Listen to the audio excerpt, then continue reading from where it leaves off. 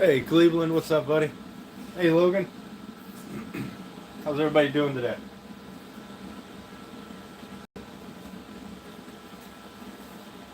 Hey, Mac, how you doing, bud? Sergeant Grass.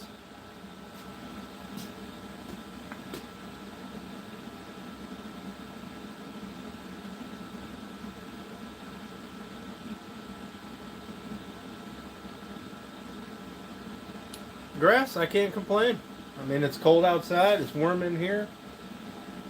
Uh, the other shop's getting taken care of. I don't really have much to complain about. It's just some winter jack.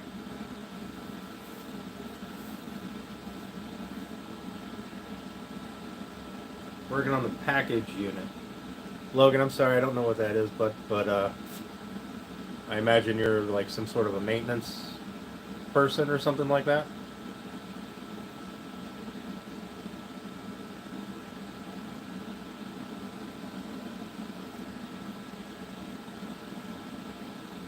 Oh, oh, that's right. You did say you were HVAC. I'm sorry. Hi, Janelle. Janelle, I never did see a notification for your live. And then I got sidetracked and I forgot to go look. I apologize. Sergeant Grass, today I'm going to leave it up to you guys to decide what I do. So I've got three things that I could do. I could build a piece of just quick shop furniture to hang up on the wall. Not really that great of a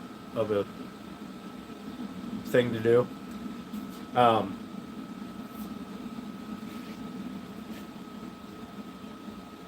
I could do that, couldn't I? Hang on, I don't know how to do a poll. Oh, on Maya's channel. I thought I was subscribed to Maya. Oops. And, start a poll.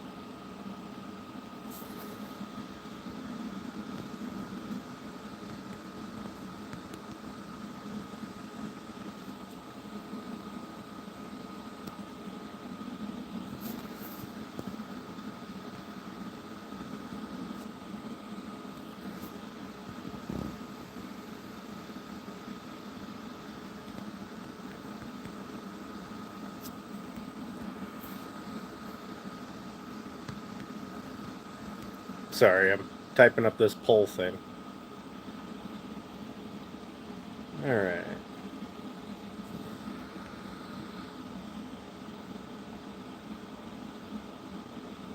There we go.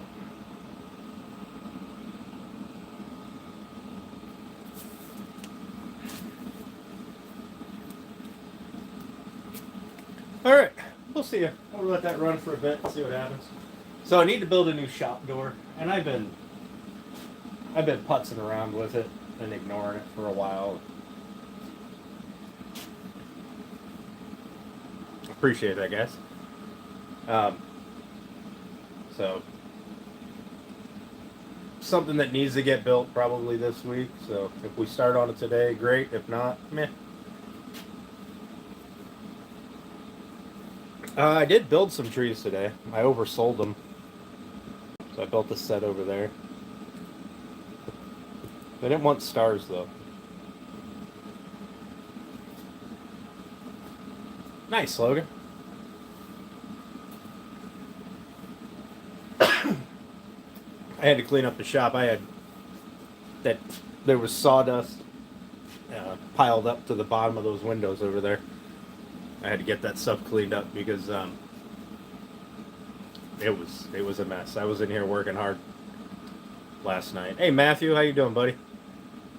Yeah, I think they turned out really nice, and people seem to love the idea of just leaving them plain. Like I don't put any finish on them at all, and then they paint them however they want with their kids and stuff.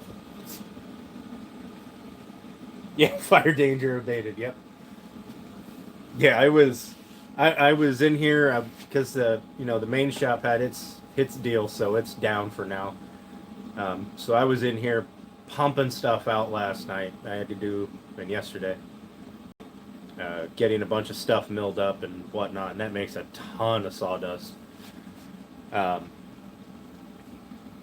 and everything was blowing towards the door, and I had the fan on behind me so that it kept everything moving that way. Yeah, sure, Mac. There you go. All right, I'll probably get you guys closer if you like. They're spiral trees, so you know you can do this.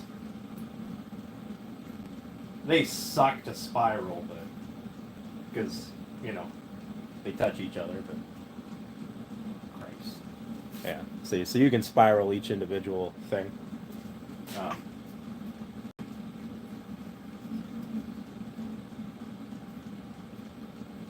or like I have a set of them in my house at the fire in front of the fireplace, and I didn't even spiral them. I just have them staggered, kind of like this,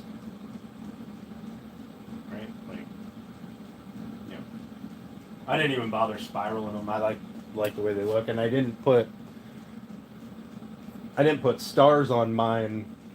Excuse me. I drilled a hole in the top of mine and put in some of those like fake flowers you can buy from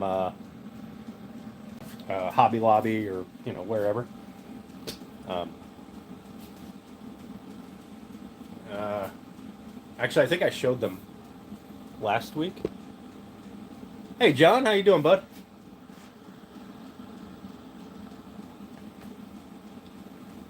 But yeah, so I oversold them and I hurried up to build this set. Well, I have some of the tall ones yet underneath over there that aren't. They're assembled and cut, but they need to be sanded and have a base made and stuff. But I ran out of medium and the smaller ones, and so I had to hurry and get some of those made. Hey Turner, what's up, buddy? All right, let's see. What's the pole looking like? A cutting board. All right. That's really convenient because that pile right there, actually both those piles there, are cutting boards. And that one is ready to mill and get glued up and clamped. So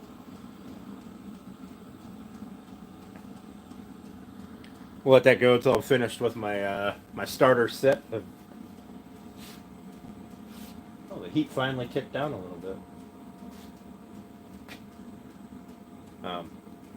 We'll see what happens. So how's everybody's weekend going? Country, how you doing, bud?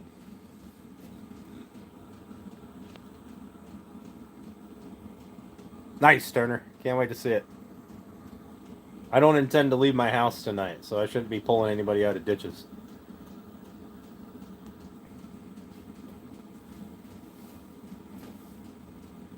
Although I may give Grass a run for his money on the drinking tonight. So I think I'm taking the day off tomorrow. I think I'm gonna take a day. I gotta do some maintenance around the house and whatnot.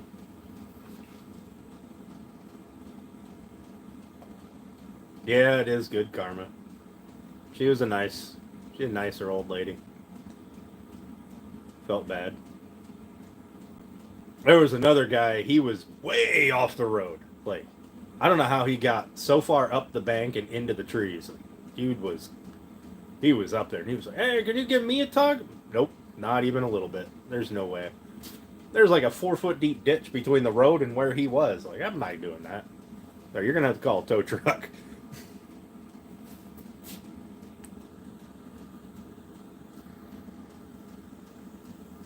55% say cutting board.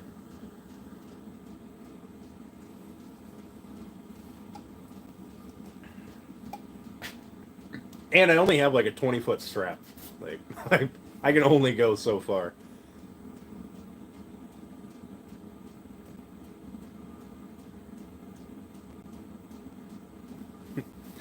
Grass. The bar in the house is well stocked with good drinks. Yep, everybody does use a cutting board. And so these two are special order ones. They're extra large. They're more like countertops. Like they're ridiculous.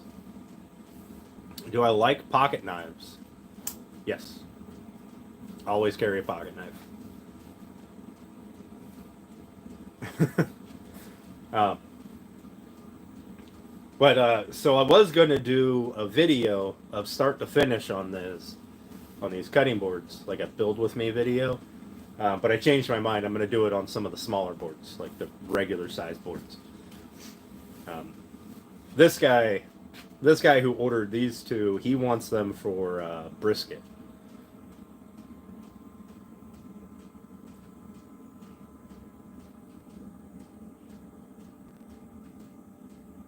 Okay, I got one. I like to send it to Dan. Sure, sure, Matthew. On the top, my email address is. Oh, I guess I can't type it in chat, can I? What is it? elegantwoodcraft2024 @gmail.com. Just shoot me an email, and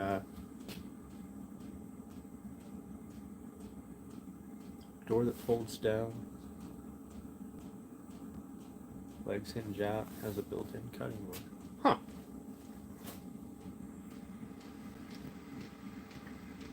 Grass, I have a ton of knives, and I only use 4. I've got my everyday knife, which is beat up. It gets used as a hammer, a screwdriver, everything. I have my other knife that is stupid sharp that I'll carry on occasion, and 2 hunting knives. Elegant Woodcraft 2024 @gmail.com. Combine all 3 of the poll. Oh.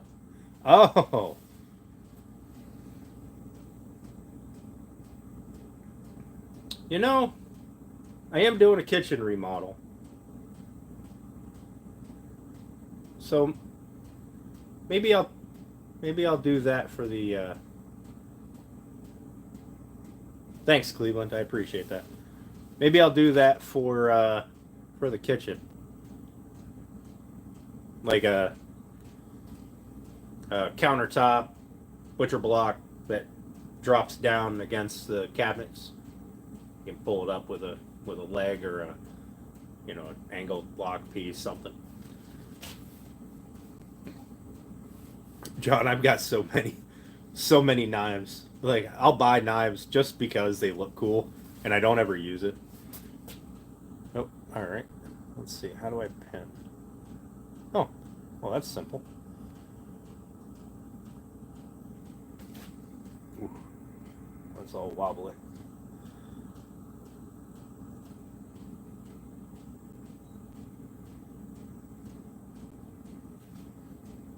In fact, every year, just about every year, I'll get a new knife for Christmas or my birthday, or, whatever. And they usually are just either the handle looks really cool, or I've got a couple that some local blacksmiths made they're super cool. I'll never use them. They're awesome. I've got one that a local made that are cool wall art. Yep. I do need to build a display case because right now they're just kind of sitting in a gun safe. I do have one that is what do they call that steel with a bunch of layers? Crap, I can't think of it offhand. Oh, Damascus. There you go. Thanks, Grass. I've got one that a local blacksmith made. That's Damascus. It's like a big old butcher knife, like the big chopping knife. It's gorgeous. It's gorgeous. I'd never use it. I'd use it one time and end up ruining it or something. I'll, in fact, once I take some pictures of cutting boards to build the website, um, I think that's the knife that I'm going to use in the with the pictures. Just put a note on there, the knife's not included. You know.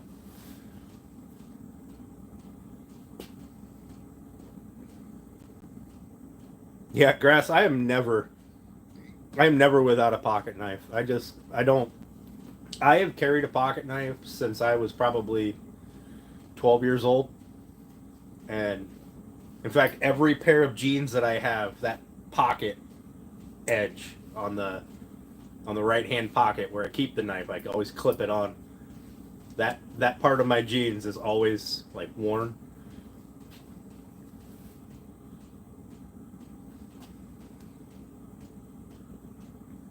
Cool, Matthew. Cool. I do appreciate other people's craftsmanship. Like it is it's amazing what some people can do. Like I like to think that I'm good at what I do, but man, there are people out there that will put me to shame and not even try.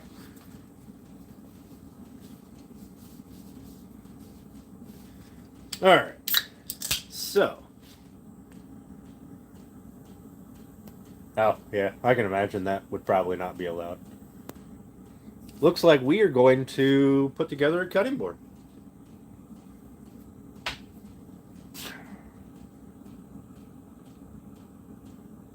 Maybe I'll turn the door into a video.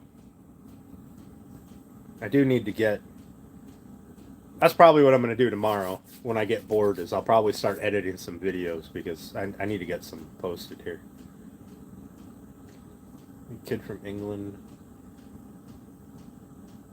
A Viking sword, man. Hey, Robert. Go out there and get that deer, bro. Oh, you're good. It'll be up as soon as the YouTube lets it post after the lab's over. Deer hunting is definitely more important. I seen a story about, what are they? The Alt-Bright swords?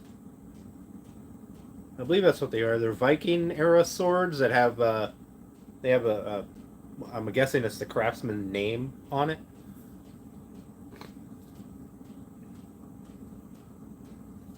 Meagrass? I did not. I left a few pass me up. They weren't big enough to take. All right, so we are going to, since I just cleaned up the shop, why not make a mess again? At least it's not piled up to the windows. That was like, it was like 5 lawn bags, and that trash can is packed full of sawdust. What do you like that, ham?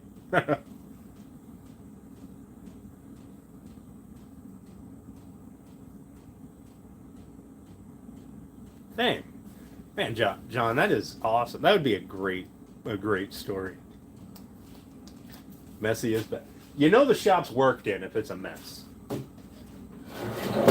Hey, we don't have anything cool like that laying around where I'm from. This whole place used to be, before the town was officially founded, this entire place used to just be woods. And somebody came in and decided they were going to build some sawmills. Railroad came through, put in a couple of tracks, and then it turned into a logging town. And that's pretty much it. So, in fact, this area here where this house is, there is a map, kind of like an aerial map, from way back when the town was still young. This area was still woods. So, nothing cool like that here. I might get some arrowheads or something, because we did have a Native American tribe, Indian tribe, whatever you want to call it here. The Eries, I guess. They're really small, kind of in this area. I don't know. One day I'll check it out, poke around. All right, so I need to get the planer out.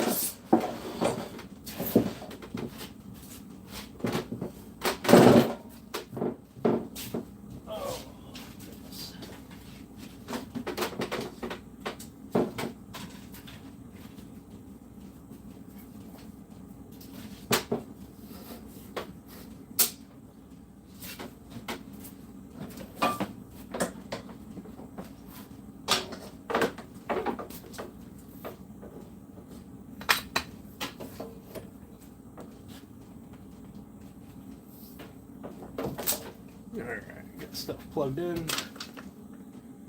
I did get my my electrical box, but I just haven't had a chance to get that set up yet. Been too busy with other stuff. Make sure chat didn't freeze. Alright. You guys can see this. Okay, so I've already done this board in the layouts. And I need another table. One of these days I'll build another. Oh.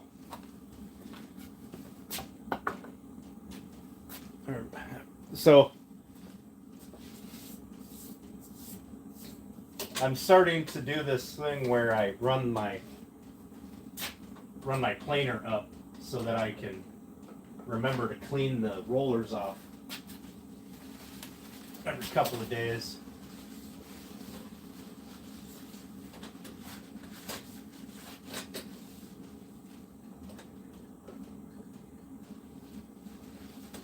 I'm gonna wipe this off without slicing a finger off.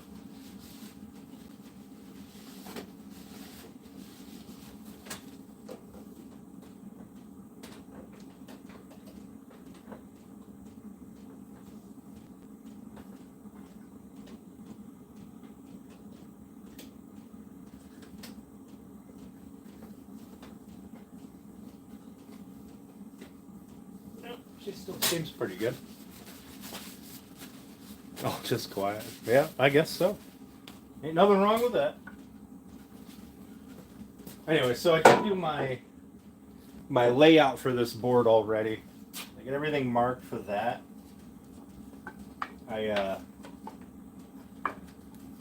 So this is predominantly a cherry board with some walnut, maple, a little bit of hickory, some oak.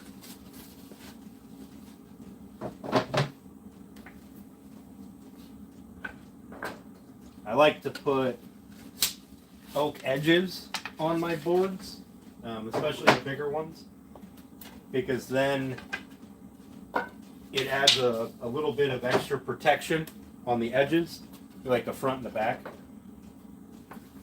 That way, if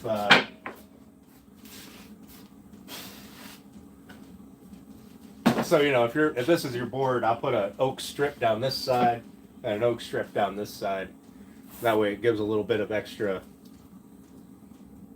hard wood to beat against, so it doesn't get beat up pretty or that bad. You know, denting it, banging it around, whatever. All right. Drop that.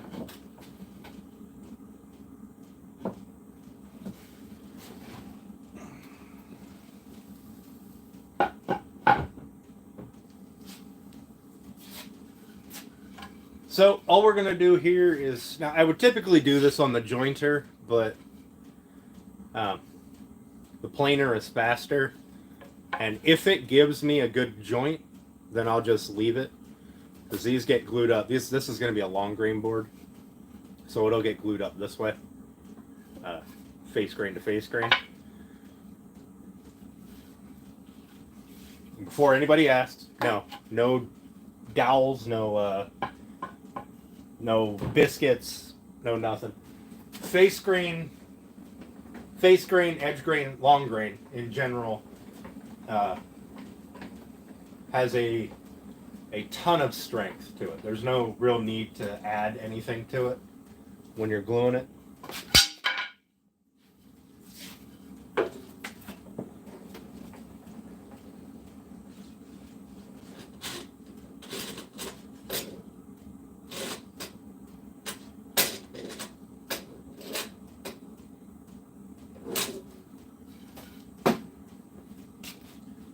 I really should have an outfeed table, but my table's currently being taken up with the laser, so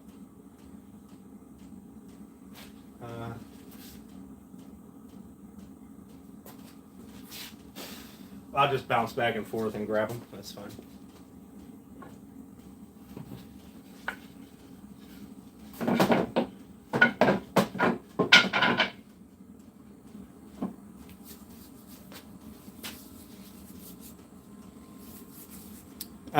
My starting price for my average cutting board, excuse me, is what, about 13 inches wide, maybe a little less, by about 18 inches long, and between 1.5 inches to 2 inches thick. And I generally sell those for about $75 plus shipping if you need shipping, but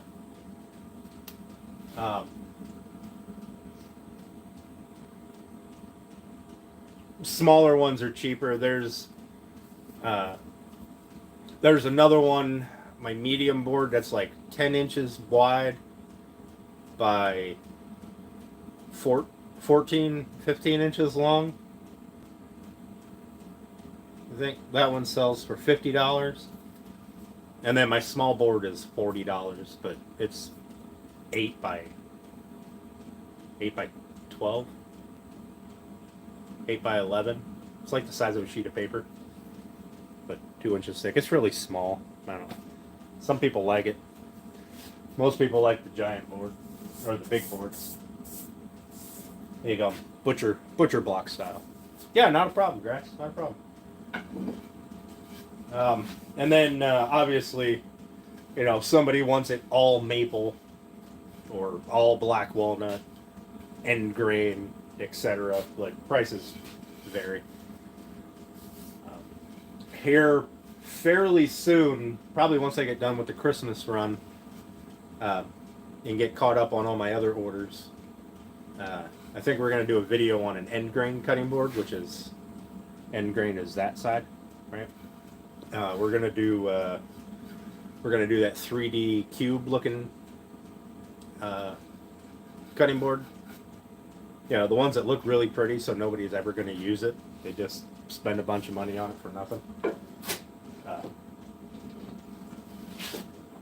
Or to look pretty on their counter, I guess. Alright, so we're going to run all of these through to see which ones, because some of them might be a little thicker than others. So we're going to find out which ones are the thick ones, and all we're going to do is get them flat, clean up this, get a nice edge on them so I can glue. So if the ones that are thinner, they'll get run through thinner. We won't run the thicker ones through. Once they're cleaned up, that's it. They're done being ran. So some will be thicker, some will be a little thinner, potentially. I don't think many of these will be thinner. They all seem to be, what are these, 4/4? Oh, they're 1 1/8 inches thick, so at least this one is. So the lumberyard really did nice for me on this run. Gave me plenty to take down. All right, you're gonna run the planer for a bit, and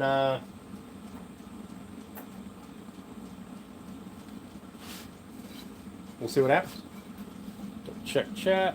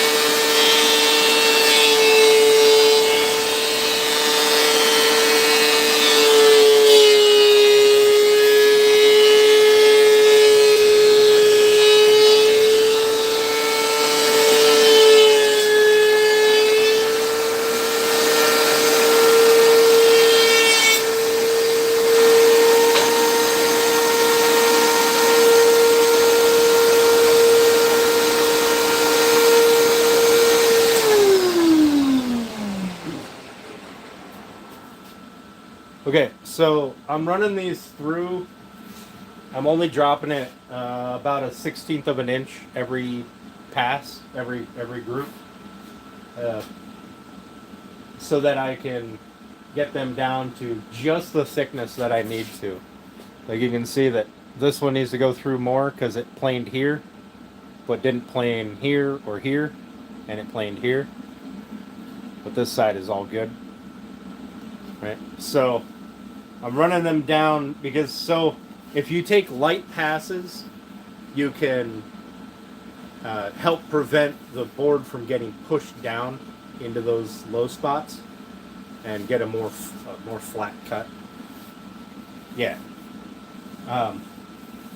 So I've got a couple that I'm on to the second side already, and they're like that one I just showed you. This one is on the second side, so this will probably be one more pass, maybe two, to get rid of this area. Alex, no, I'm good, bud. I just helped some lady out of a ditch last night.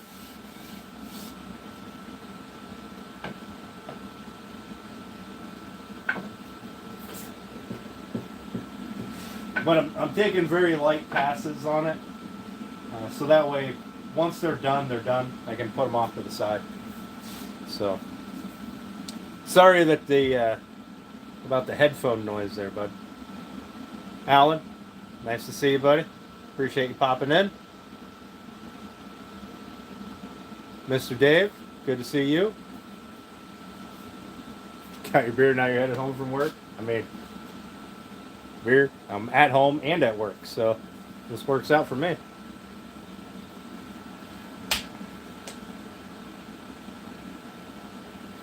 Good, I'm glad. I did see that he was live, and I popped in for a few minutes, gave him a like on both channels so that he got it, but I didn't want to get absorbed into a chat, so I didn't say anything.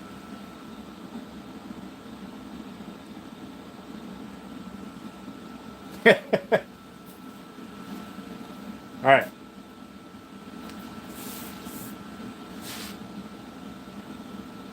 I'm going to fire it up again, so I can finish getting these down to where they need to be.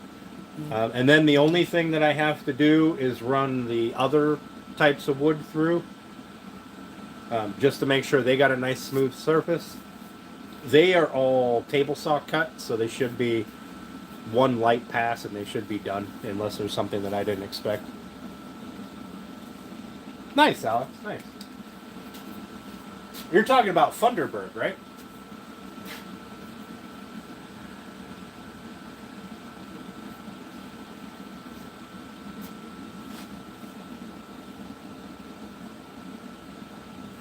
Okay. That's what I thought.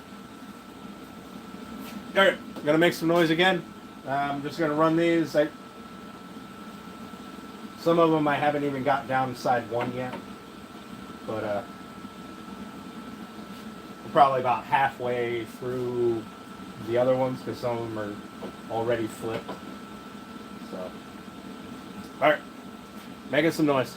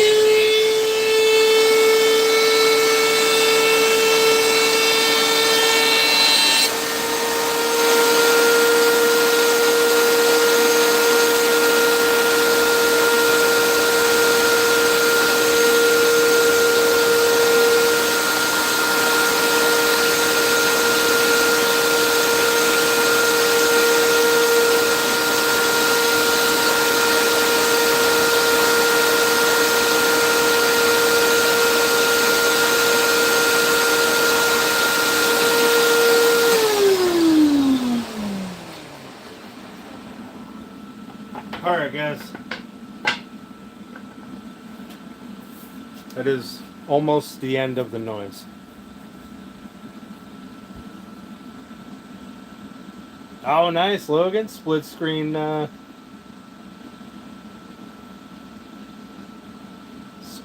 stream viewing. That's awesome.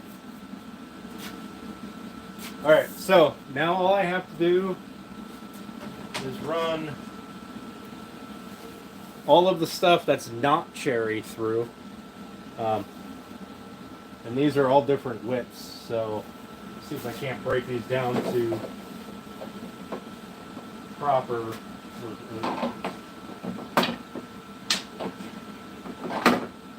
Those should all be 3/4.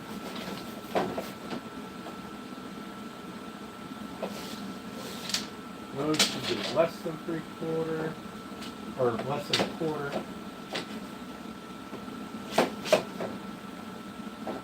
And these should be just over 1/4.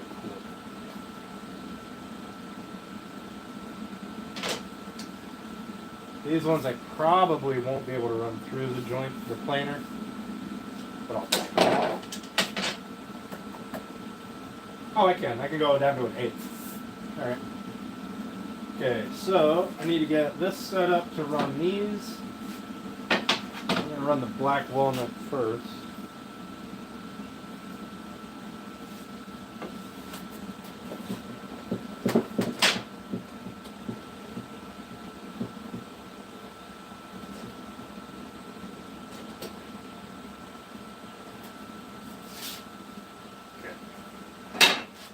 This one should go.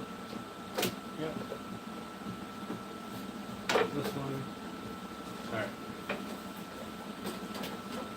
Alright, gotta make some noise here again. Okay, Matthew, I will check that after the live. Which this one, I mean, this one really doesn't have to be that terribly long, because once I'm done planing, it's glue up. I'm going to glue this up in 2 separate pieces, so that way I can run each piece through the planer and then glue those 2 halves up, but we'll cross that bridge here in a minute. So, I'm going to fire up this thing again. These should all be real quick passes, because all I have to do is just clean off the saw marks. Unless there's something crazy that I can't see, they should all just be real fast.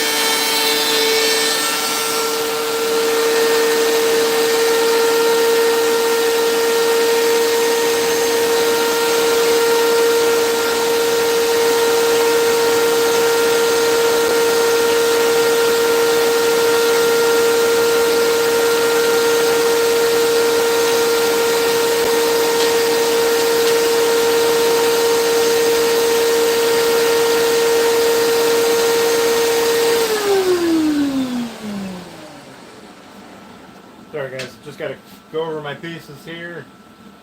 See which ones still have saw marks that need to be worked out.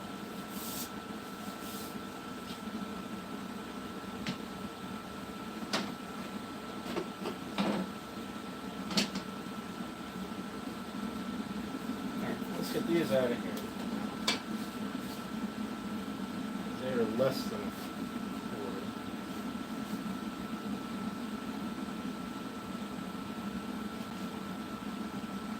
Alright, that one needs to go through that way. Good Lord.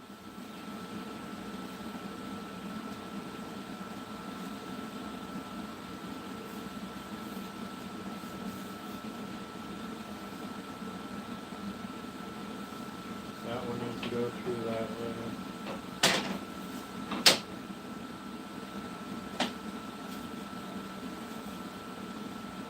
This one needs to go through that way. This one needs to go through that way.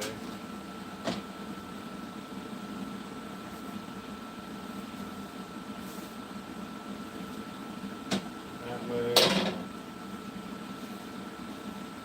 That way.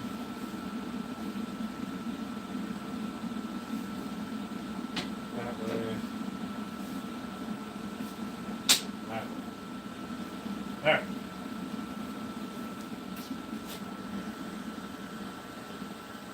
Alex, we're making a cutting board, bud. You wish you had the room for this?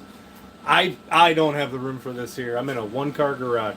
I mean, I felt like it was nice, convenient, and, well, you guys know.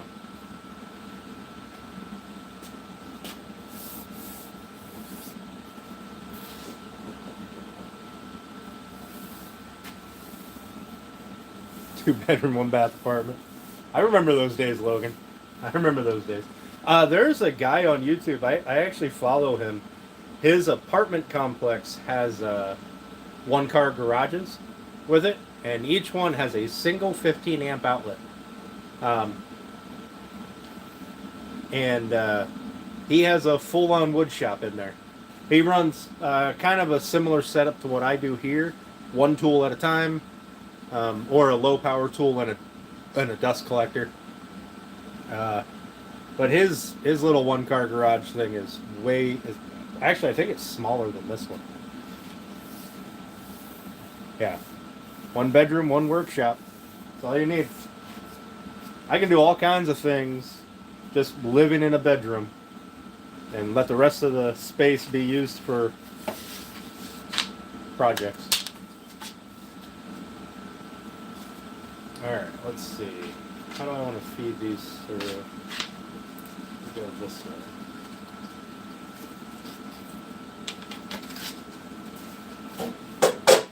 Alright, I'm going to make some more noise. We're getting these all whittled down to all the saw marks gone.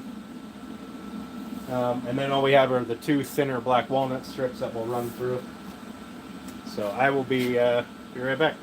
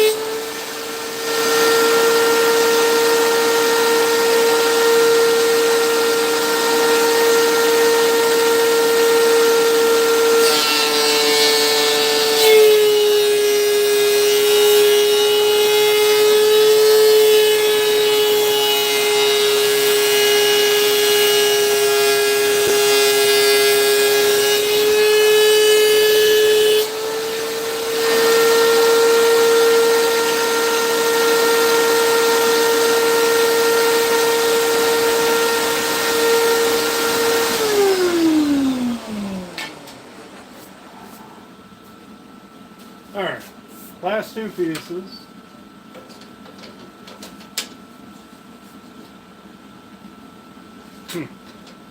I had two pieces of maple that were significantly thinner.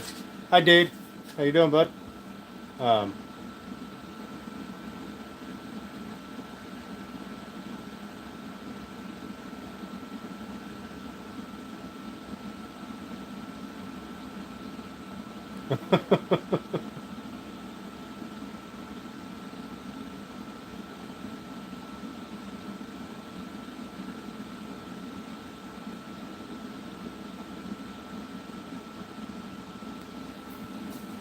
All right, last two pieces here.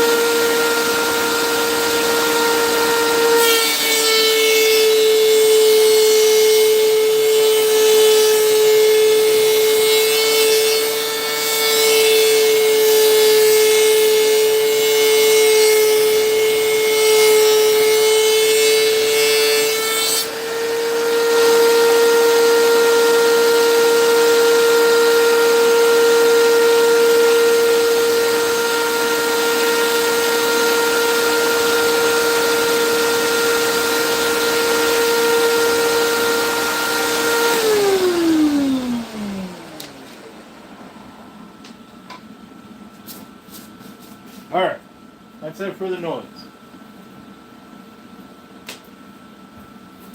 No more noise.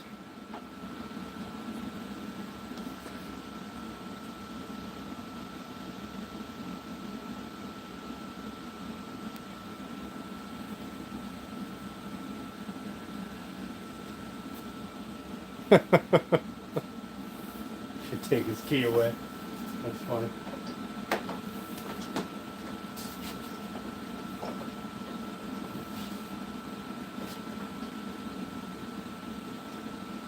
All right.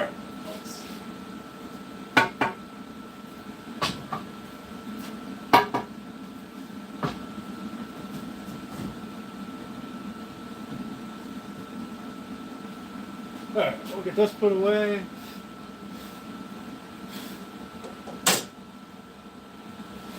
Get the table cleaned off and get ready to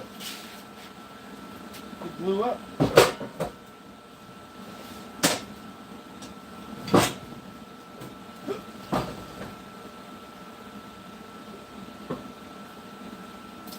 One of the next pieces of shop furniture I'm going to build is going to be a cart for that thing. Because, good lord.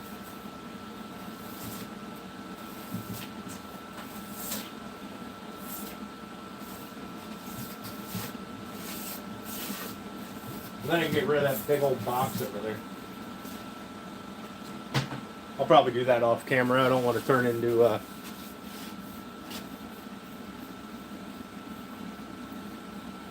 Do it, Alex. Do it. I don't have a scroll saw. I don't even have one in the main shop. It's on the list of tools that I would like to pick up. Dade, we're making an oversized cutting board, edge grain.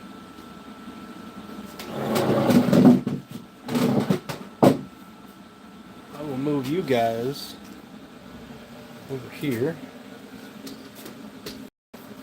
Try to get you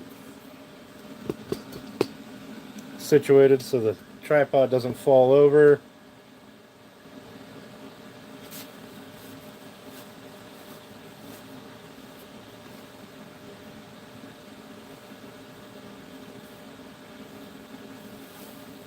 Dumping in one of the crap. Alright. Oh, goodness. Alright. So we're going to glue this up in 2 separate glue ups. And then in about an hour afterwards, I will come back and scrape glue when it starts to set up. Make sure I got a full bottle here. I don't need to run and grab my gallon jug and fill that up.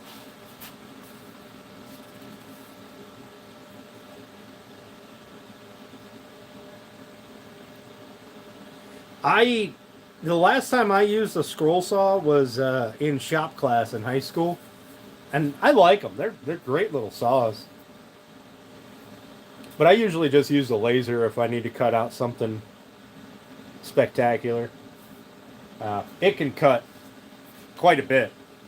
It can cut real thick wood with different power levels, different numbers of passes and speeds and things. I can get through inch-thick cherry wood without lighting it on fire.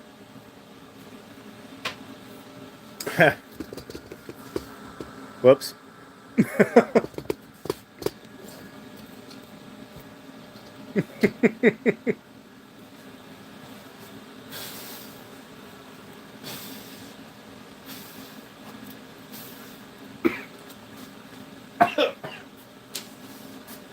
It takes quite a long time to get through inch-thick cherry wood. Don't get me wrong. Logan, this laser, I don't have to change my lens. Actually, I can probably get lenses. I just pop this one open and clean it. It hasn't burned yet.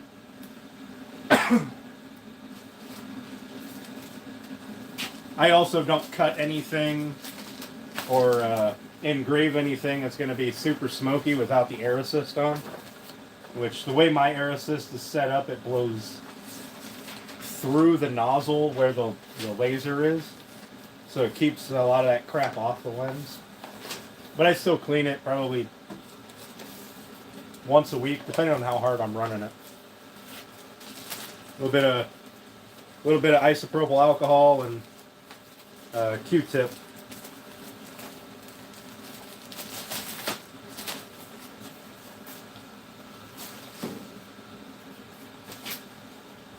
There. So what I'm going to do for you guys, and for me, so I can draw my lines.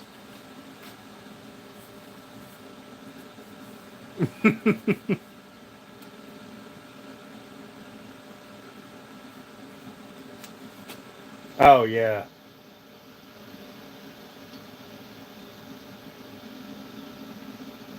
Oh, you asked when I cleaned it. Yeah, yeah, that's right. I thought I misread that and thought you asked when I changed it.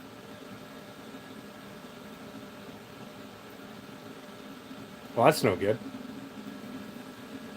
My laser, an inch thick, is about the max that I can do because then at the bottom it'll start to do this. But I can't because I can't focus it any closer than just barely skimming the surface.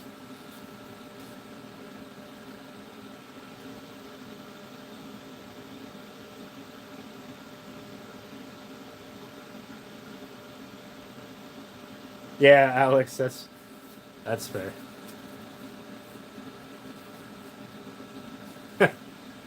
I we have a torch at work at my day job. Excuse me. Over here breathing in all this sawdust. And because nobody knows how to use a torch, they all think that the tip must go in the melted metal, and then it clogs up. And you've got like three of the little ports that actually blow anything out. It's annoying. All right, so what we're gonna do is we're gonna set this up.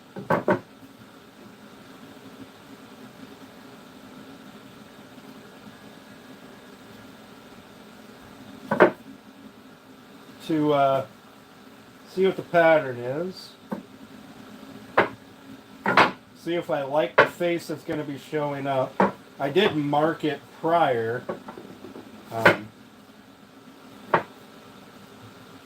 put a triangle on it. But now that it's all planed down and it'll sit tighter, might not like how it looks.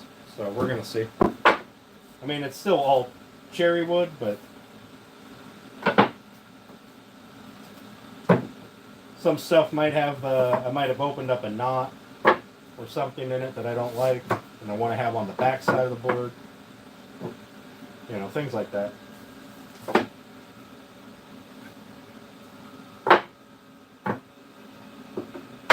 Or there might be a miscolored area, something.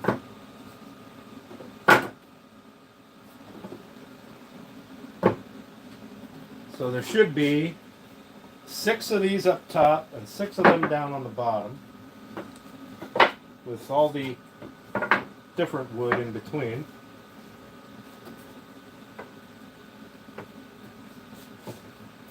First we're going to line it up to my triangle.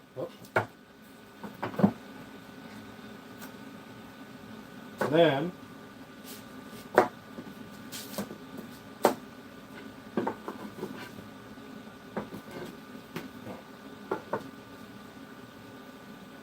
we're going to flip each one of them over to see if one side's better than the other.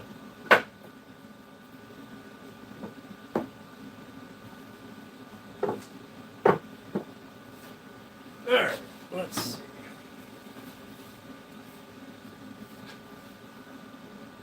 So one of the great things about black walnut is pencil lines just kind of blend in with it. And everything else was light colored wood, so I didn't put the yellow lead in my pencil, my marking pencil.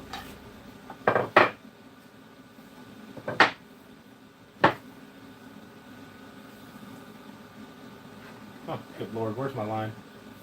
Right there. Right there.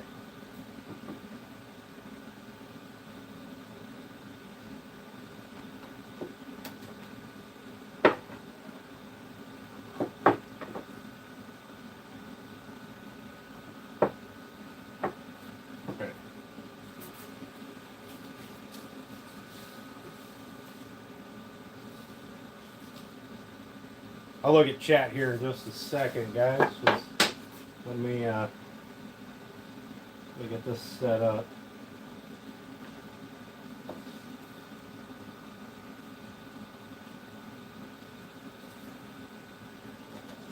Which means this one goes down here.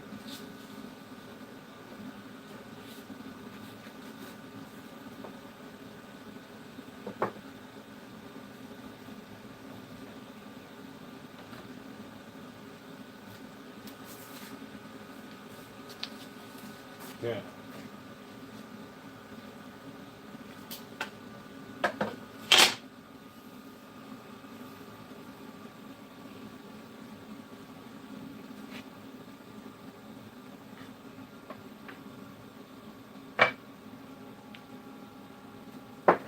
Let's go there.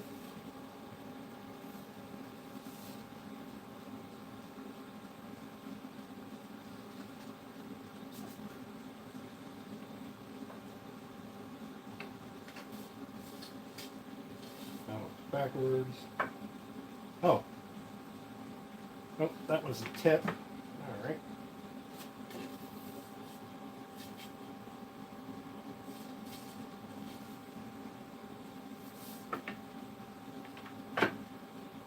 So that one goes there, that one there.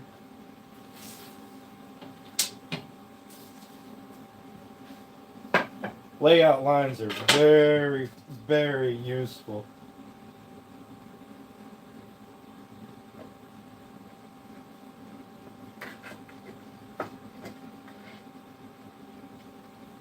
Okay, there's those ones.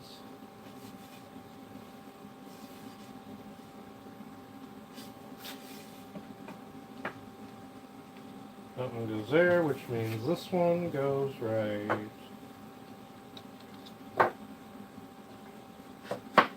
here.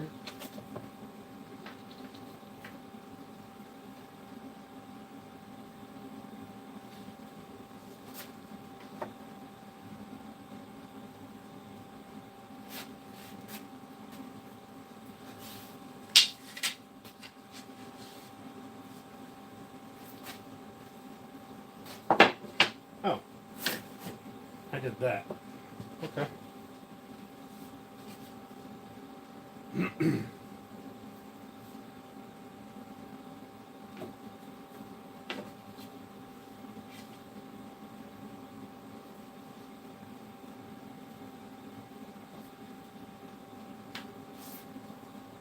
All right.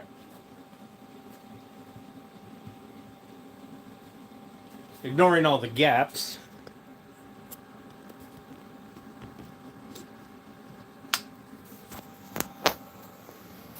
I'm going to turn this around so while I'm reading chat, you guys can look at this. So, here's a piece of oak. You notice it is thinner than the rest of the board, but that's because this will be flush with the top. And then there's going to be a 45-degree miter cut across it to about that far up.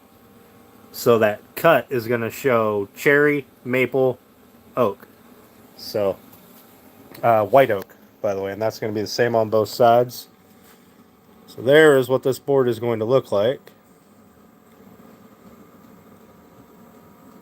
Minus all the gaps. Alright, let's scroll through here. Let you guys eyeball that for a bit.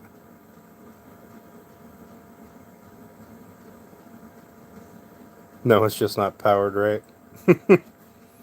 Right? Some people just don't understand. Just because something works part way doesn't mean it's working the right way.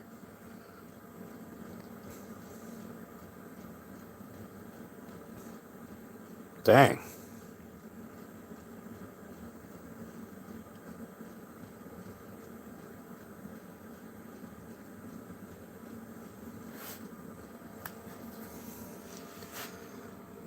Oh my, oh my, oh my. You work for NASA, Alex? That's awesome.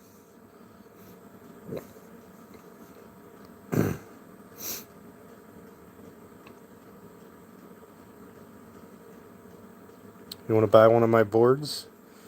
Shoot, send me an email. And we'll work it out.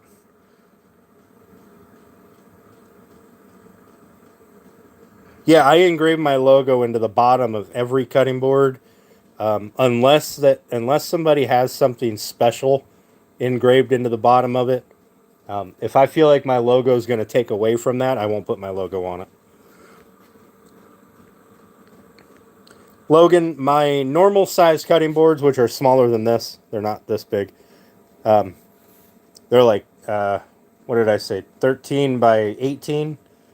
That's my large board. is about $75. And they're all between 1.5 and 2 inches thick. It all depends on how far I have to work the surface once I get everything done.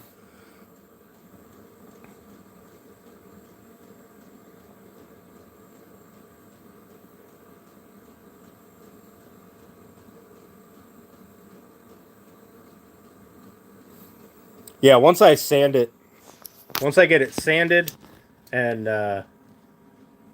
oiled up, it'll make all the colors really pop. The black walnut will get darker.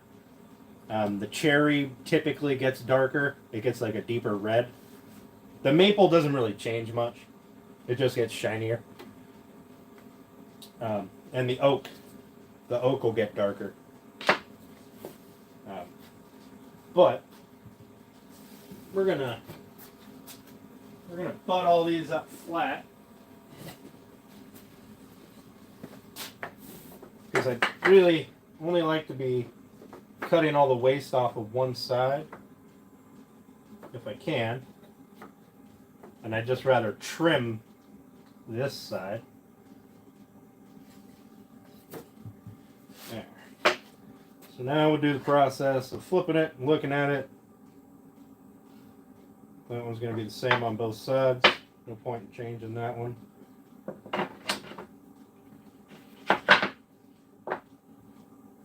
This one has a weird grain pattern. This side looks better.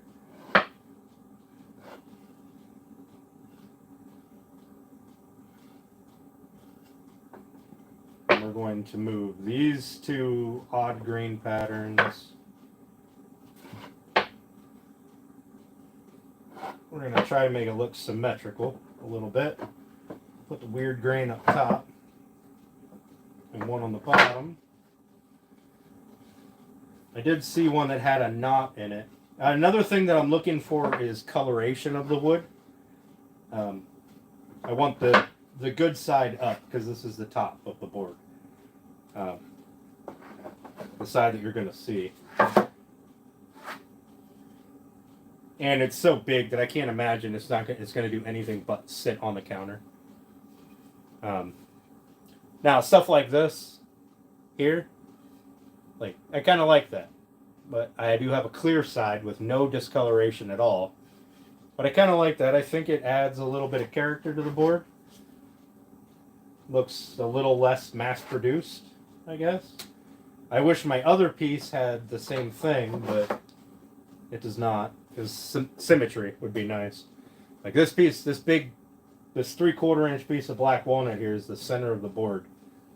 So if I could mirror it, that'd be nice. I will also probably never make another board like this. My like I have to make 2 of these, and they'll be in a different pattern. Same woods is what they want, but they want a different. Or I do a different pattern. Because if I'm just mass producing everything all the same, then I feel like it looks cheap.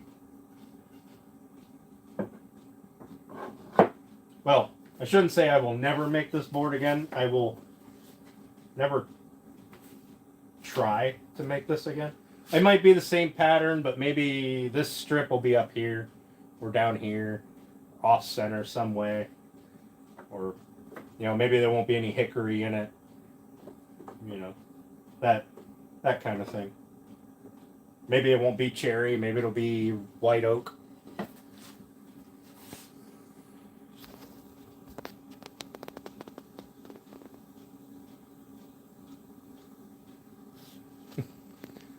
Alex, I appreciate that.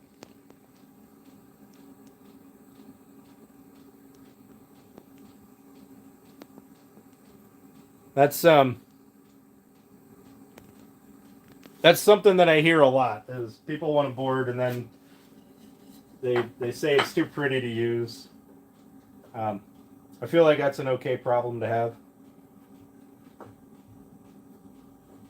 But I do make them thick enough that, and I'll do a video because I have a board in the house that is due to get resurfaced. So I'll make a board care video. Um, when you chop up on this and you get it all fuzzy on the top again, all you have to do is like a 220 sandpaper across it. You can do it with a hand block. You can do it with an orbital sander, whatever you want. Just don't use a belt sander. Um, Random orbital or a hand block. Clean it up, and then just re-oil it. Every one of my boards comes with a tin of my board butter. And I obviously you can buy more off me, but I don't make a secret about what it is. Anybody can make it. I have a video on it, even my first video, I believe. So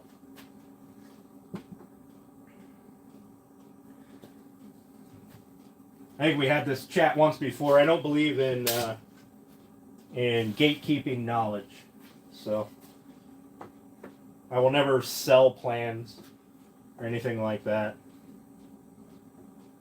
Just somebody wants to know how to make something, I'm here. I have an email. I'll send you whatever plans I have, or it'll be on a video.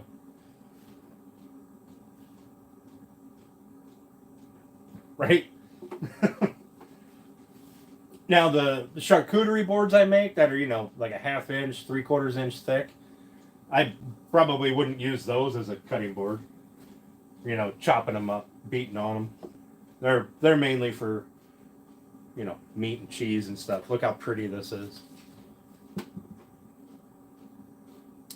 My planer, no. My planer is not big enough to run this through. I'll have to glue this up in 2 pieces. And then I'll run it through the planer to get the majority of it flat. And then glue those 2 pieces together again. The planer at the shop, the drum sander at the shop would be wide enough to sand it, but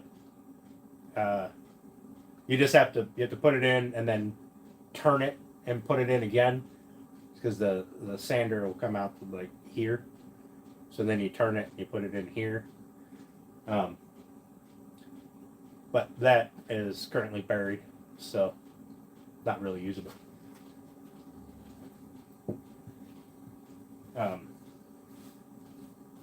Wet anyway. So what I'm going to do is I'm going to draw some marks on here, some alignment marks, so that I know which sides I picked when I'm gluing them up. And then we're going to set up clamps, and we're going to glue up 1/2 of it, and then glue up the other half.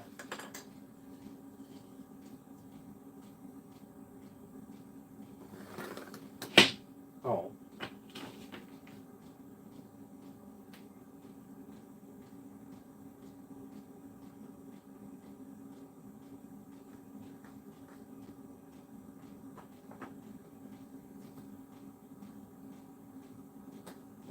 Now, when I glue this up, I want my pencil lines down, because this will be the face, and I want this against my clamps, so that way this thinner oak on the sides will sit flush with the top, and I won't have to like prop it up or anything. And then it gets the top to be the same flatness, close to. So most of my work will be on the bottom then to really get it flattened out.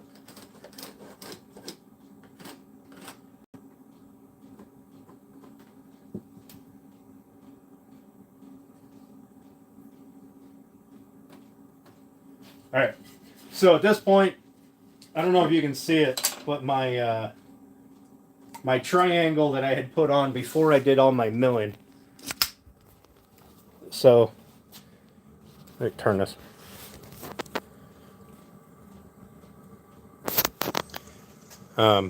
You can barely see the line here, and then there's no line. So this was my original layout, was this triangle here.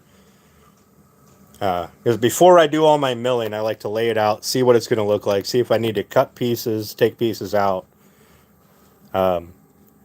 take strips, rip them in half, you know, whatever. But as you can see, my triangle no longer lines up. So I added these. These are now my marks for assembly. And I will do it, you know, this half and then this half.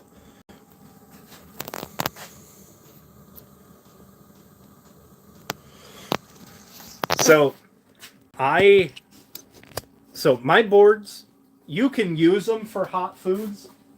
But if you're gonna put hot foods on it, you let me know, and I won't wax the top of the board. I'll just wax the sides and the bottom, because the wax doesn't like heat; it'll melt, and then Alex, I screw them on. But yeah, I put feet on it. Yeah.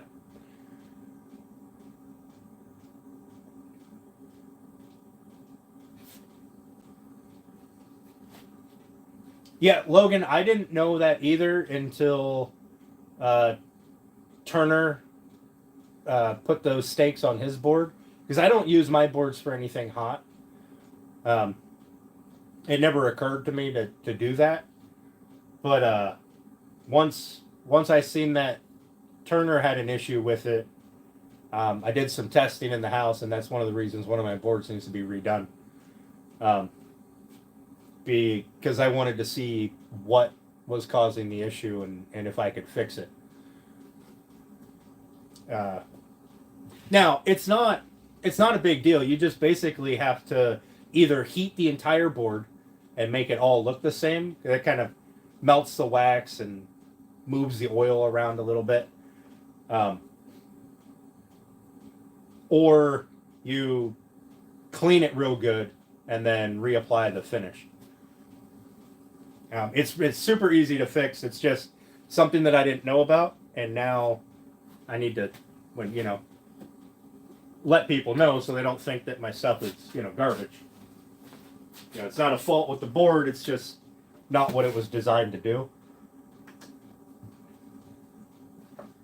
And I have been poking around trying to find something that would allow me to put hot stuff on, and I haven't found anything yet. Nothing food safe anyway. And I only use food safe products on my cutting boards.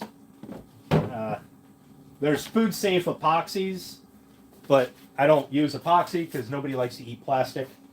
And if you're cutting on it and I got a glob of epoxy on here, that epoxy is going to chip up. Same with like CA glue. I'll see people they'll put CA glue in any little cracks they have. That's going to chip up as your knife hits it different times. Just like the board will get chewed up.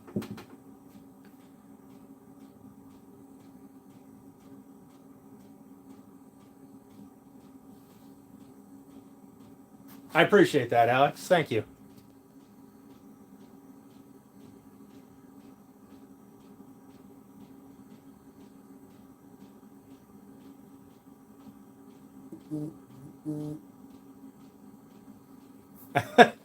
He had me refresh my chat, and I thought it was half frozen. All right, so I'm going to take these. These are going to be the two halves that I glue up. I'm going to get my clamps set up here so I can get one half glued.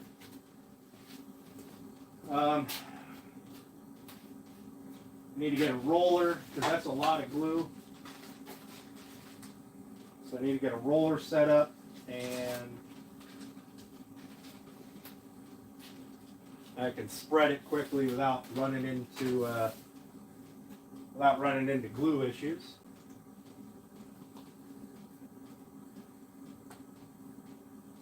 Yeah. All right, so I got a roller.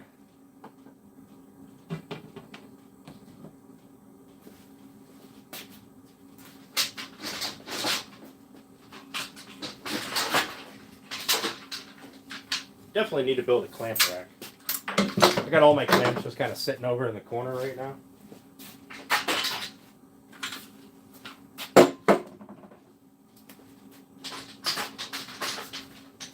All right. So I don't want that one on the bottom. It's got too much junk on it.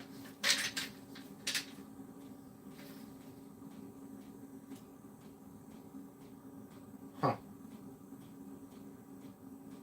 Alright. We're gonna do it this way. I don't want that one on the bottom. We're going to do it this way, and then I will add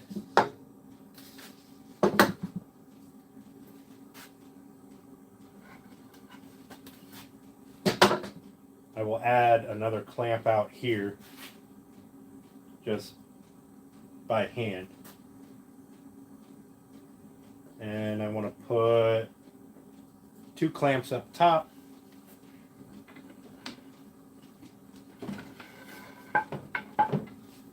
And that'll leave me with 5 of these clamps left over there in my little pile.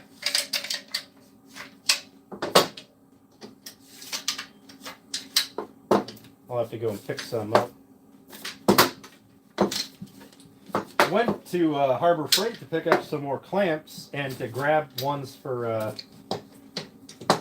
Turner, the little foot-long ones, and they didn't have any. Oh no, we're gonna do 3 clamps on the bottom. We'll do 1 here and 1 here, and we'll do 2 clamps up top. All right, that's what we're gonna do.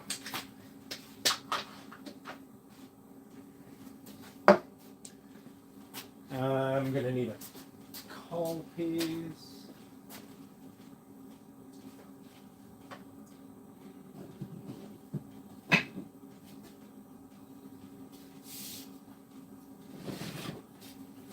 We're gonna use some of this cedar to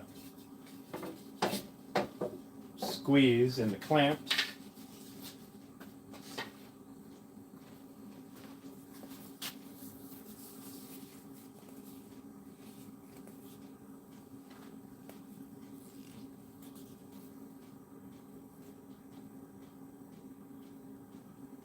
That's really cool, Alex.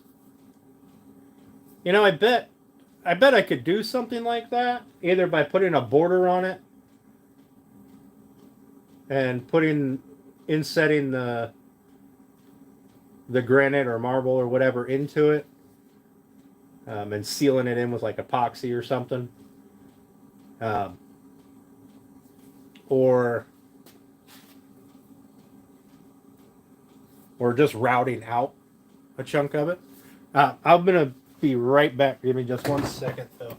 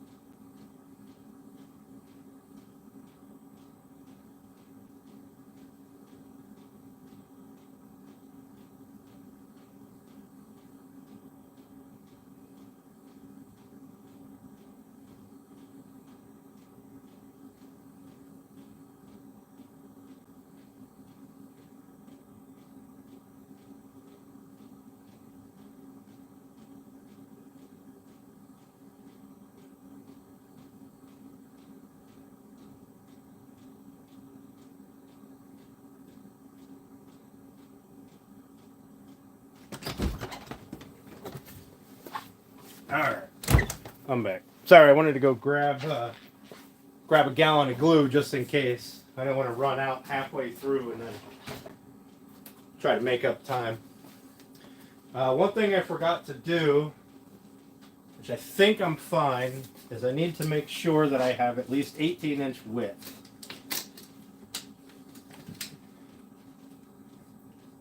So that one's 8.5.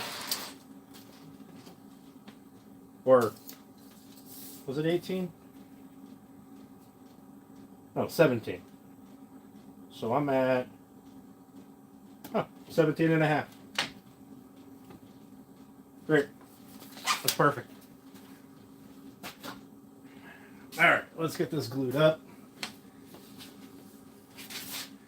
Look that on there.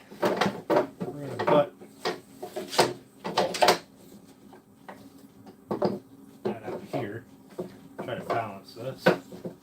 Get this all butted up against the edge of this little countertop here. I'm going to use that as kind of my straight edge.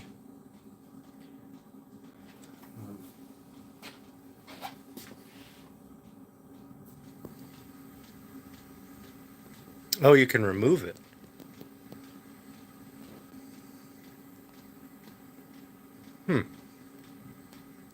No, I definitely wasn't kidding.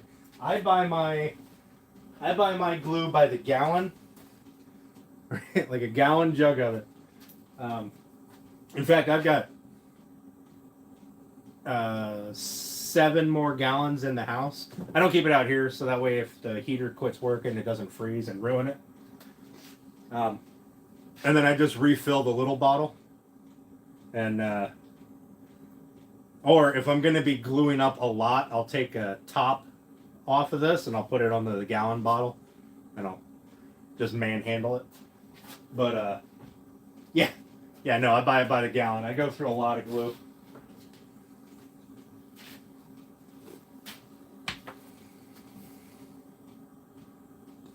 It's like high school all over again. Alright, so what we need to do is start getting this stuff laid out.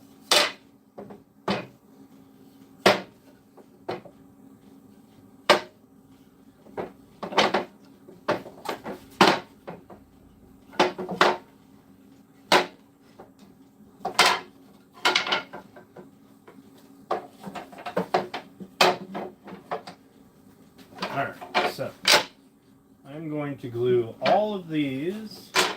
This is where the roller will come in handy. It'll allow me to glue up similar sized boards really quickly, or at least get the glue spread really quickly. Like all of these cherry boards are all fairly close to the same thickness.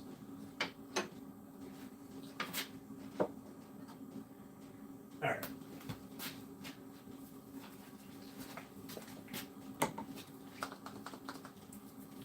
And then, let's put you guys over here in this pile of sawdust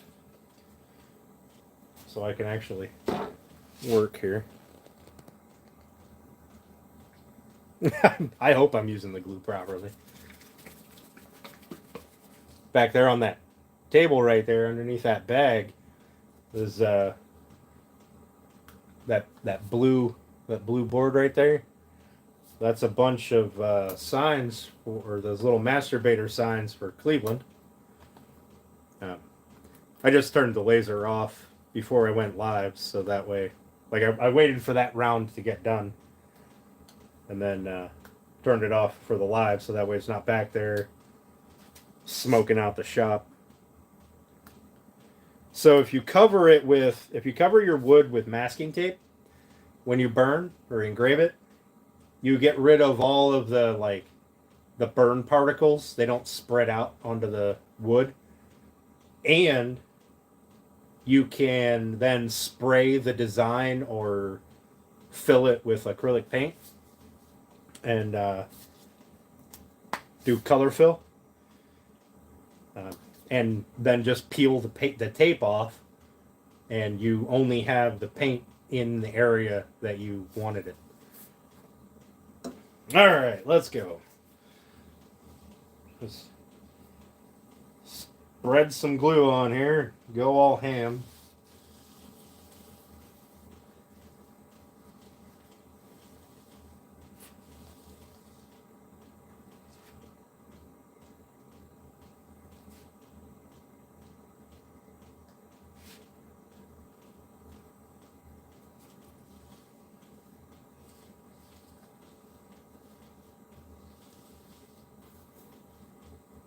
this open all the way?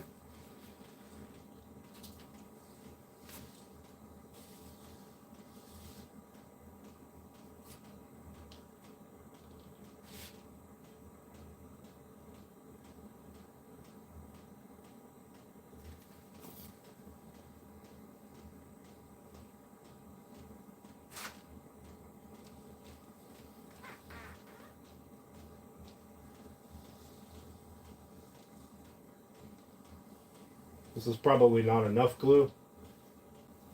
Now you see why I buy it by the gallon.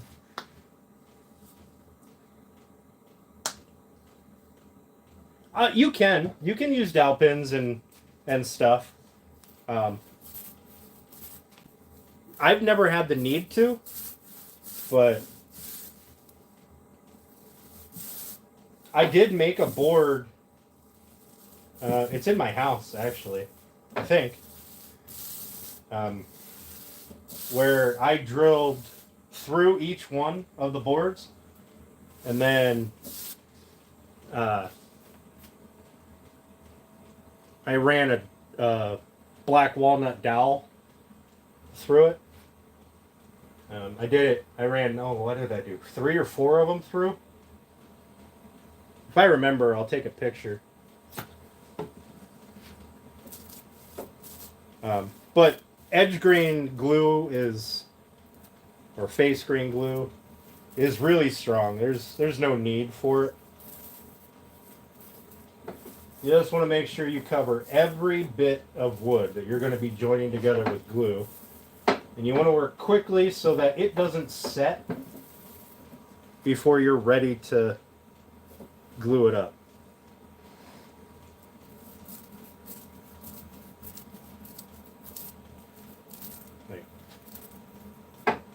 Sure, you might put too much on, but it'll just squeeze out, and that's fine. There's nothing wrong with a little squeeze out. That means you did it right.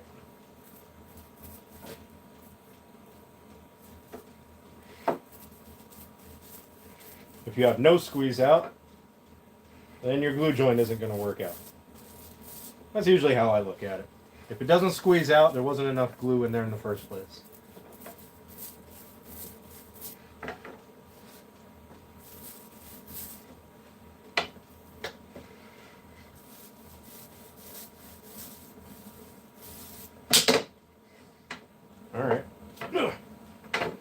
And this is just a foam paint roller. I have a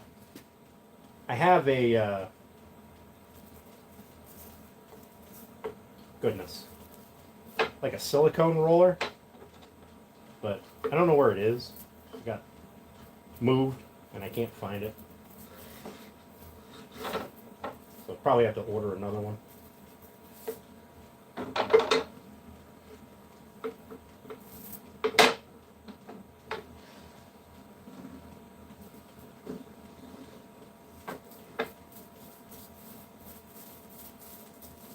So the foam roller is obviously a one-time use. Once the glue sets on it, that's it. She's done. You're not cleaning it off.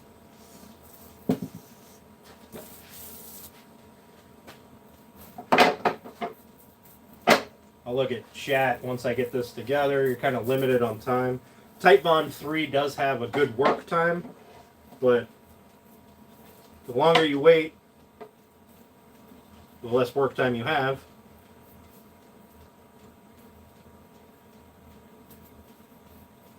And the more the glue starts to soak into the wood, which means you then have to apply more glue.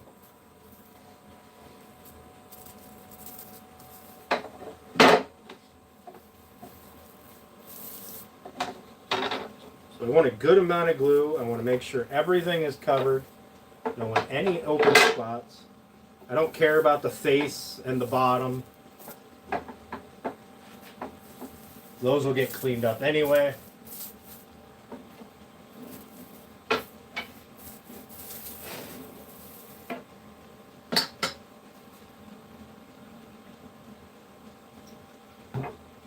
Add some more to that, just because it's been sitting the longest.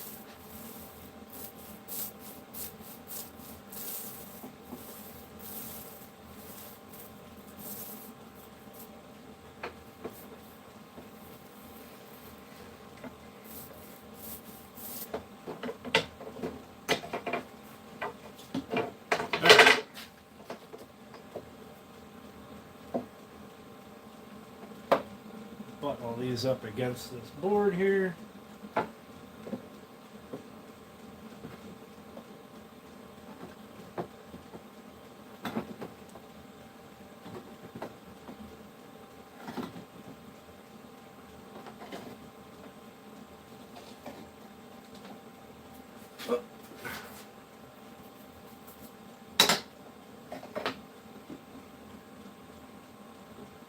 And I didn't need to glue that one, but we're here now.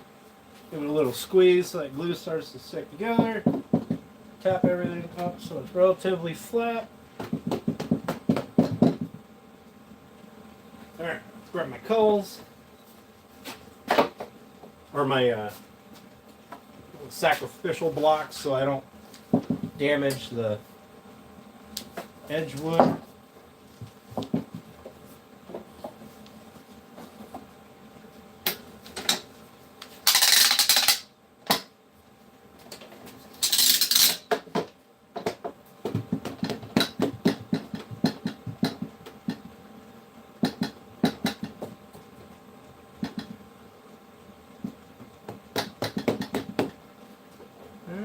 Start to squeeze down a little bit here.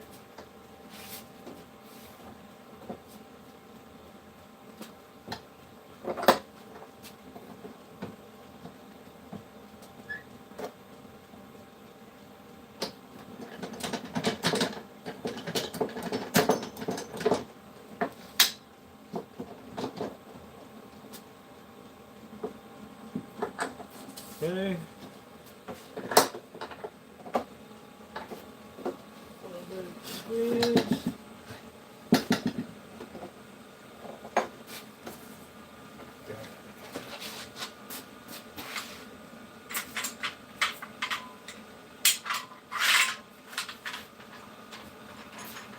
Always make sure you open up all your clamps before you put them away, you know, like a smart person would.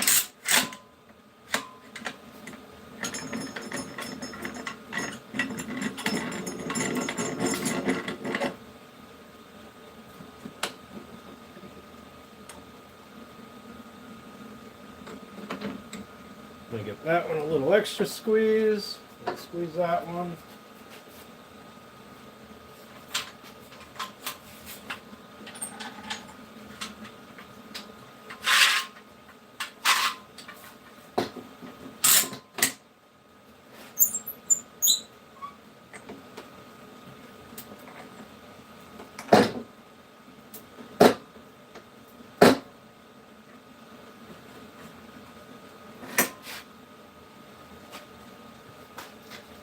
Beat this into submission, flatten it all out.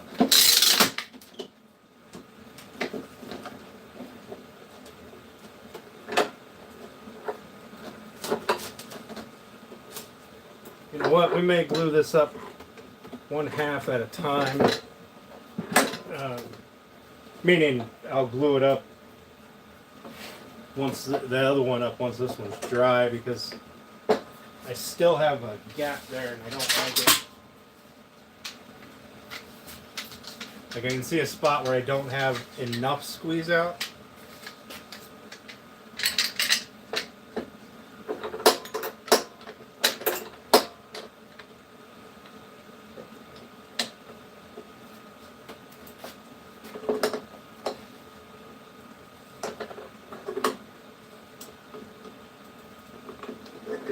There we go. I'll get rid of that.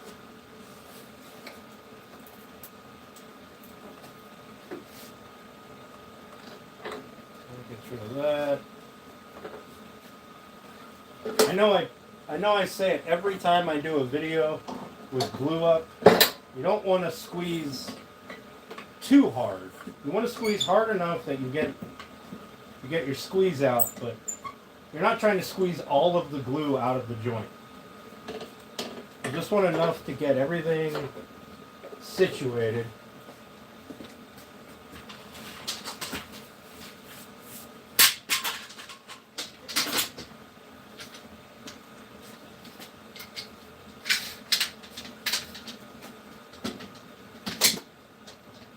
Yeah, I'm gonna have to do this as two separate deals off camera because I now only have 3 clamps left, 3 of these clamps, and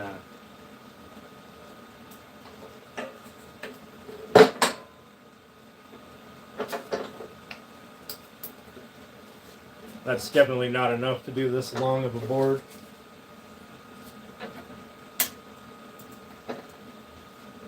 All right, here we go. 1/2 of this is glued up.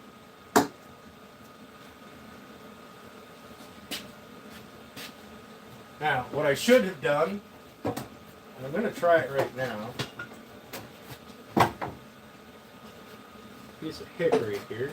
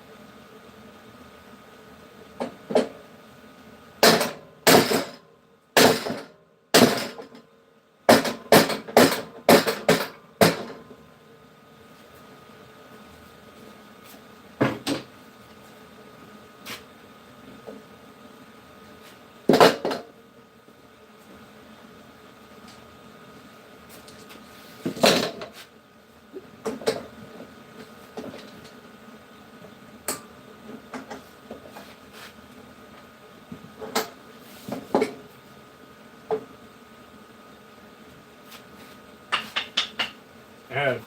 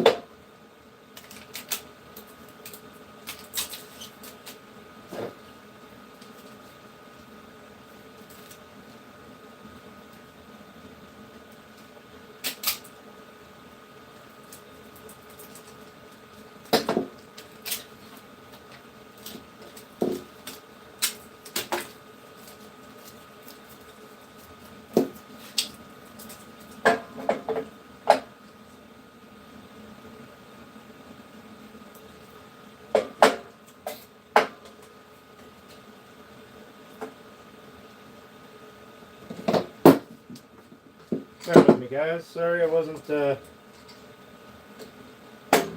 properly set up for this.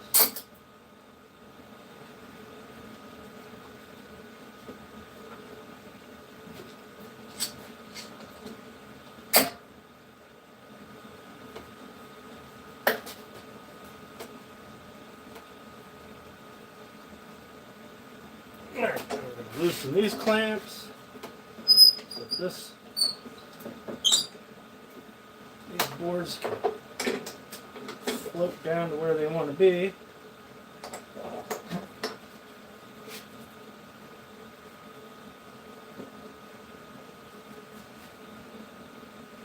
That's much better.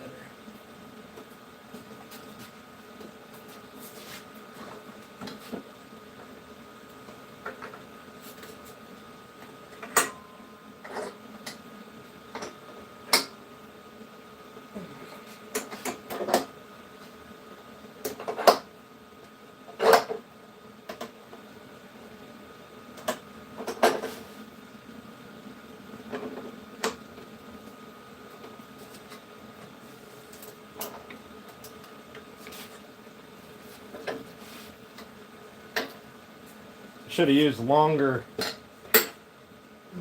taller sacrificial boards because the clamps on the top want to slide off. But aren't you funny, Steph? Yes, Alex. Type-On 3 is food safe. It is FDA compliant for, well, indirect food contact, but I mean, you're not really putting food in between. So, hi Granny, how you doing?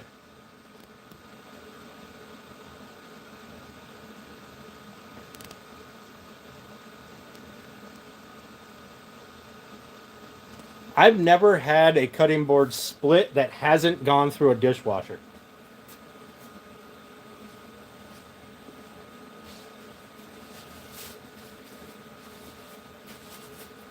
All right, so unfortunately, I won't be able to get the other half glued up until this is set. Just because I'm out of panel clamps now. Well, functionally out of panel clamps. So it is what it is. This is a really big piece.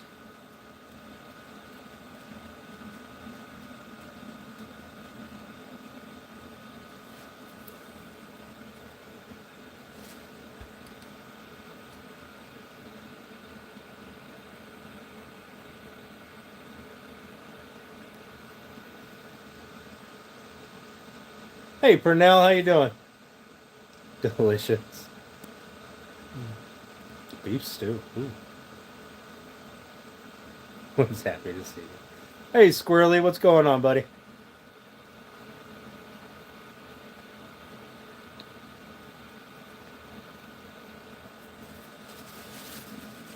Granny, I'm doing well. I'm doing well. Still don't have any apple pie in my mailbox, but you know, it is what it is.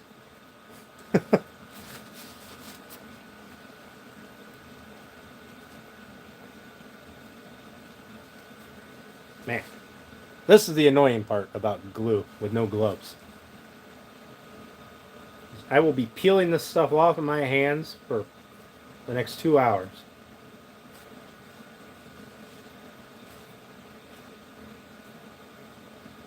And it's not like I don't have gloves, because I got a box of them right over there, on top of that toolbox somewhere. Oh.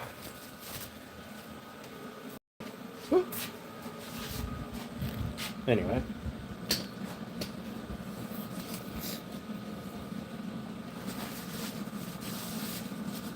Need my address? Granny, I'm about to give you my address on chat. Just right here on the live stream to spout off my address. If I'm getting apple pie, I'll be happy about it. It'll be worth it. Hi, Henrik. What's going on, buddy? So, that other half of the board will have to wait. And I'm going to cut. And then I have another one right there. I'm going to probably cut some oak. I've got some red oak up there. I'll probably cut some red oak for culls, or the end boards, sacrificial boards, instead of grabbing. I just grabbed these 2 pieces of cedar out of the scrap bin back there because they were long enough. So just got to Miami. Oh man, kind of jealous. Kind of jealous.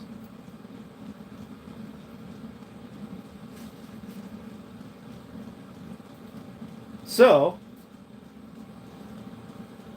it's only 5:30, and that's going to have to sit in glue up for a couple hours before I can start to scrape it. Scrape all that glue off. I can scrape it after it's dried with my hand scraper. You just run the risk of tearing off wood. Now, none of this is really that figured of grain. It's not like there's little bits of grain that are coming right up to the surface. You know, like you would get on some, like on the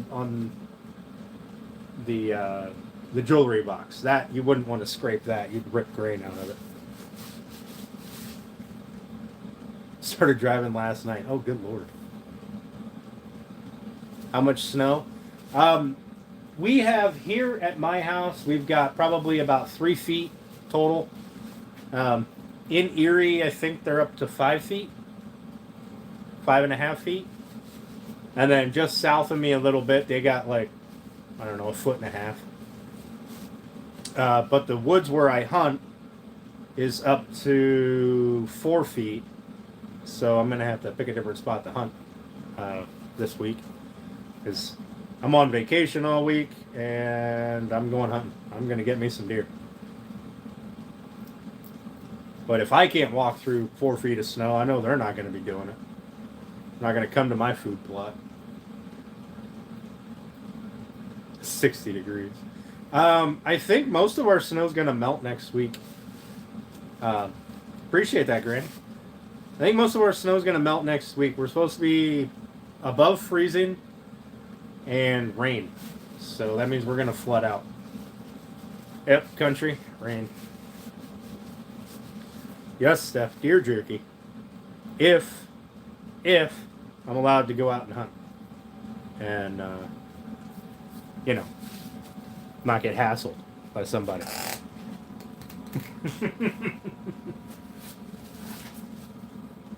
But, yeah.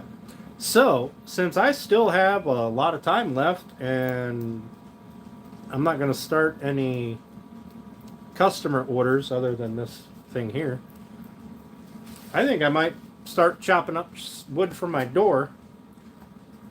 I don't know if you guys want to watch that or not. Let me know, and I'll just keep the stream rolling, I guess.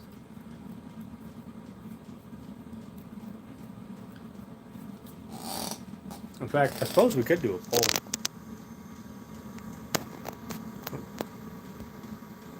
Oh no, I can only do one poll. Never mind. Already did the poll earlier.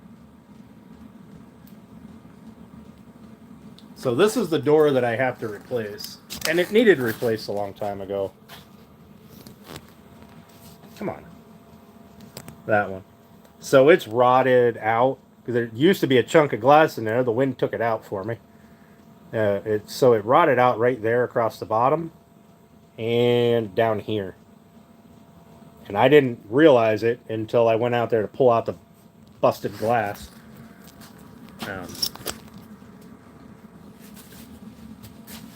And then I'll put new hardware on it. But the door's going to take a little bit. It's not like it's going to be done tonight. But I'm going to build it out of pressure-treated lumber, which means I'm going to really make my planer unhappy by running that through there to get it down get it down to 1 3/4 inches. How thick is this stuff? Oh, never mind. 1.5 inches. Yeah, that's fine. I'll run it through the planer just to clean it up. I don't know why I thought it was thicker than that. What did I do with my paper towel?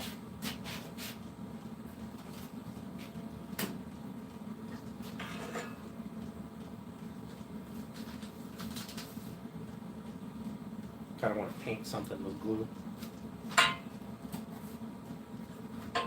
Also, little tip. If any of you guys are going to do woodworking stuff or play with wood glue,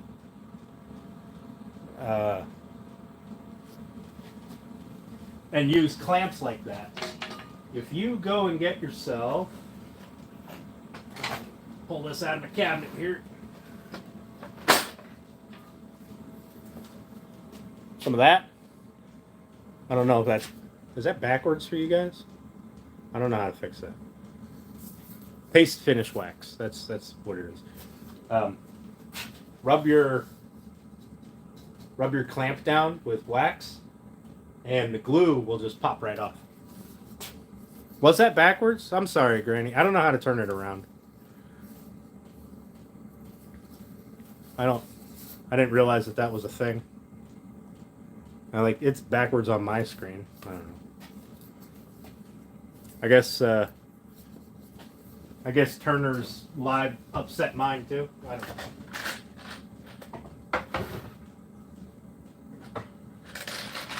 know. Sorry, I'm just putting this stuff back in my cabinet.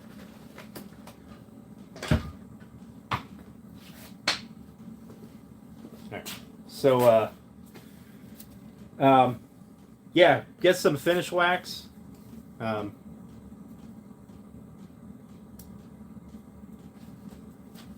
Alex, that's no harm in having a bunch of clamps because you never have enough.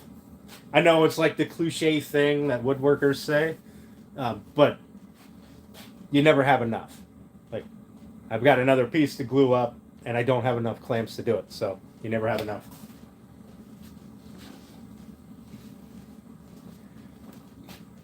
Now, I need to find a place to put this so it doesn't get messed up.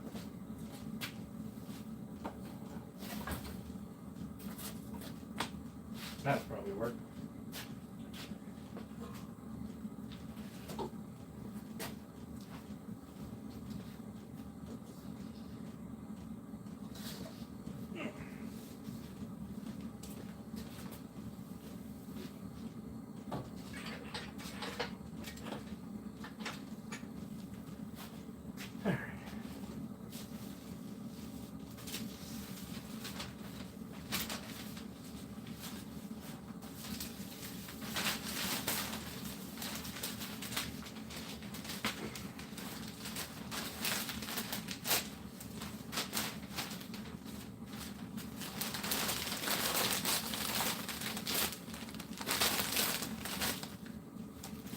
Alright.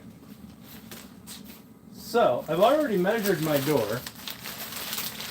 I need to make a door 32 inches wide by 78 inches tall. And that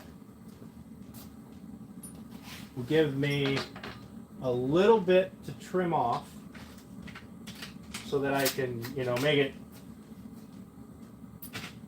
cut to fit kind of deal. So I'm going to do a stile and rail style door.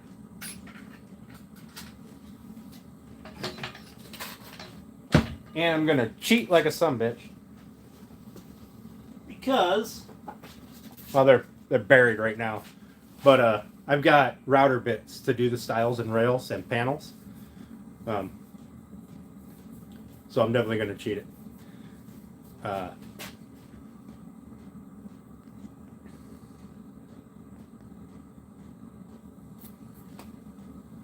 But for now, I suppose the important bit would be I need 2 boards, 80 inches-ish long. Might as well start breaking down lumber. Now that I've piled everything on top of the lumber that I'm going to use. So, bear with me while I just walk around here for a minute.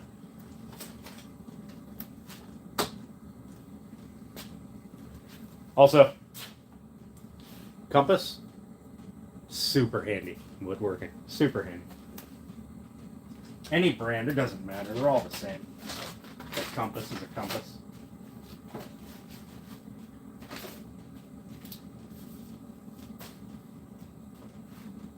I think we've had this chat. I don't promote tools that I don't use, so. And I'm not a tool reviewer, so. Nor do I have any interest in becoming one.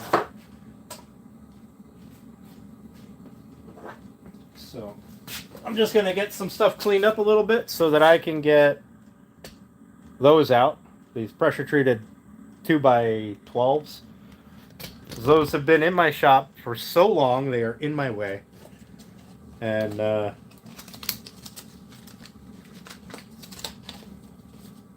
might as well use them.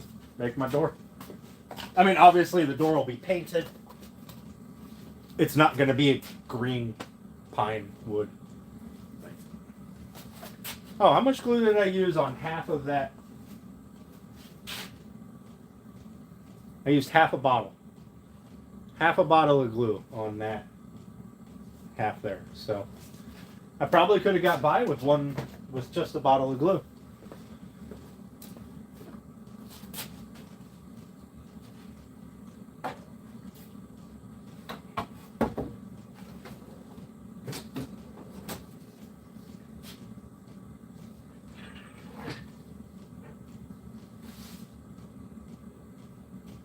Okay, I don't want that to fall over.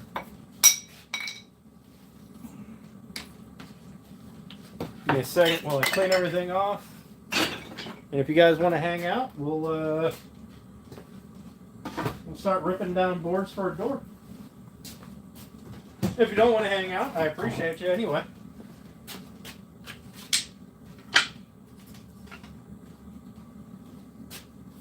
And so when I was talking about the burn, like this is what I was talking about here, that like darkness that's on the face of the wood. With the tape, it looks like that. Like you don't get any coloration at all. It's a nice sharp color or nice sharp line.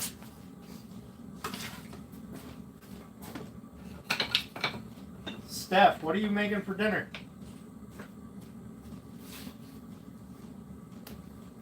Or what did you make for dinner?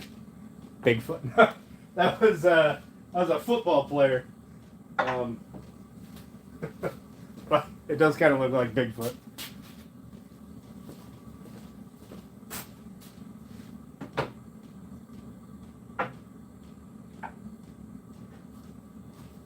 Put some Christmas trees in the background since we couldn't deliver them today.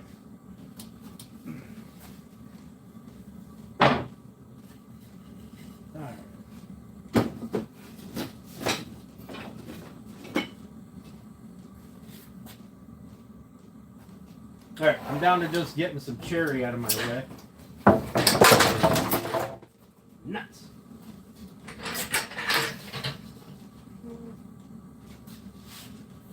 Perfect.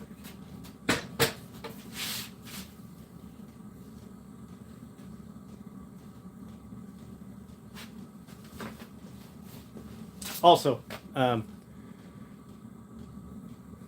oh yeah, that's right, you're doing the chili and fractured tacos. Granny, chicken and dumplings. Oh. I am probably going to have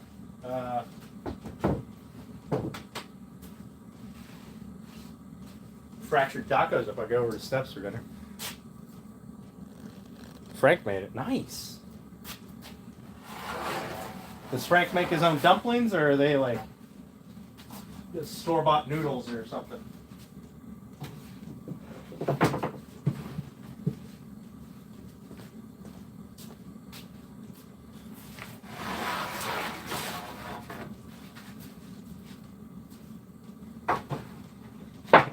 I'm gonna be honest with you guys. I like cherry wood. It's my favorite wood of all time. Store-bought. Okay, there's nothing wrong with that. Anyway, so cherry wood is my favorite wood of all time, right? And I was looking at this pile of cherry lumber here, and I went, you know, I could make a door out of cherry wood. And I was about this close to doing it. Kind of talked myself out of it because you don't need an exterior door made out of cherry. It's just not feasible. It's not smart. It would look awesome though. I'm still convinced that it would look awesome. Particularly outside after a couple of months when it starts to darken up in the sun. But it would have to be treated religiously. Fractured.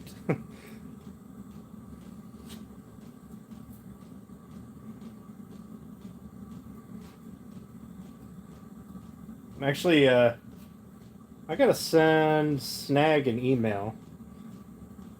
Snag Fishing. They want me to make them a sign. And I want to see if they want it out of cherry or if they want it out of purple poplar like all the other signs.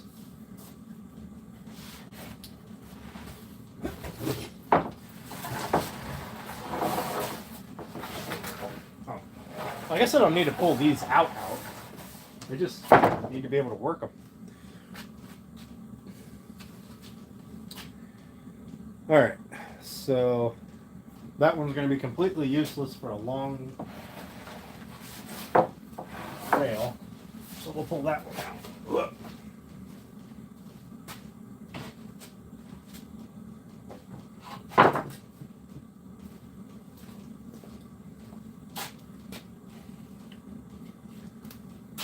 Tape measure. We could also make a stool out of chair. Yeah. You short people and your need for stools. Perfect. I can get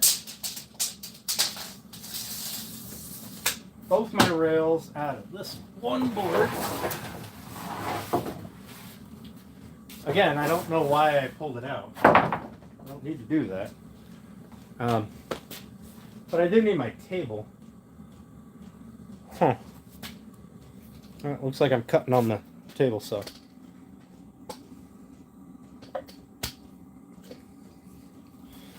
Get you guys off being all cockeyed. Alright.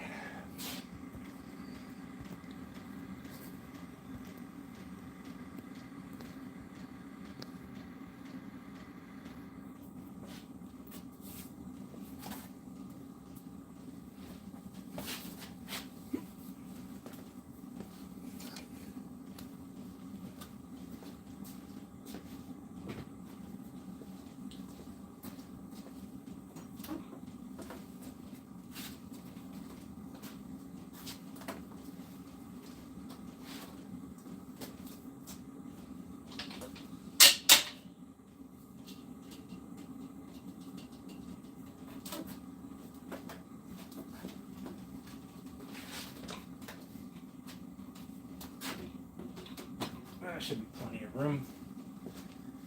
As long as I don't hit the laser. Oh.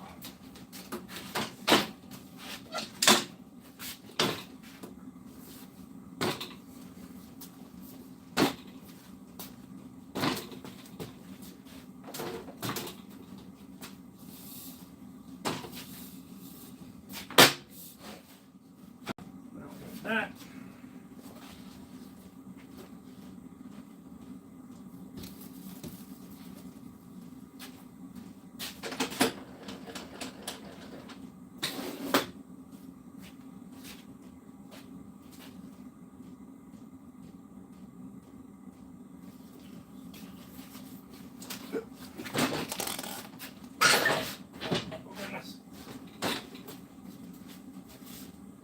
Knocking everything over.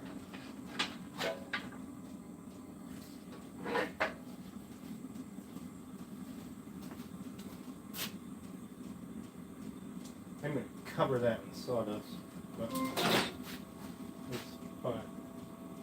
What the hell was that?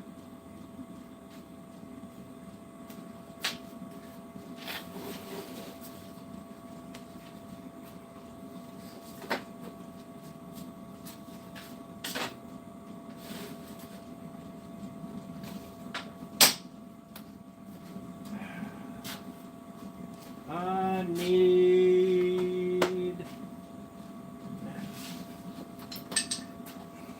It'll be alright.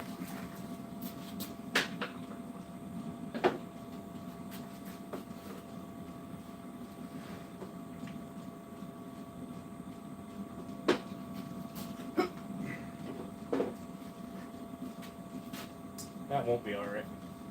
I need to set that on something.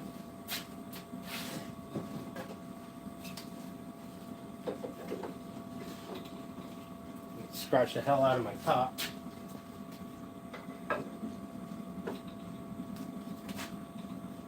Boy, that's going to be slippy.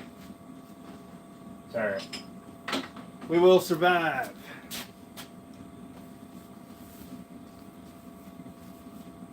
Appreciate that, Alex.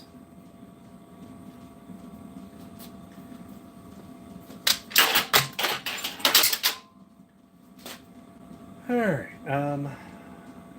so I need power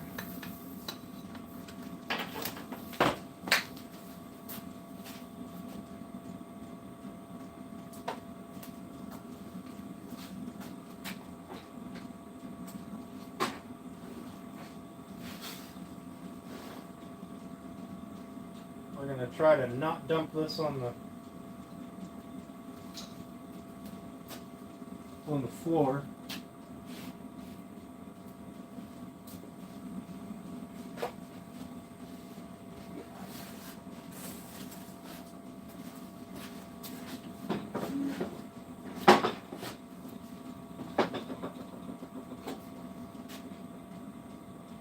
Yeah, this will be enjoyable. Alright kids, don't try this at home. I think that's what I'm supposed to say when I do something sketchy.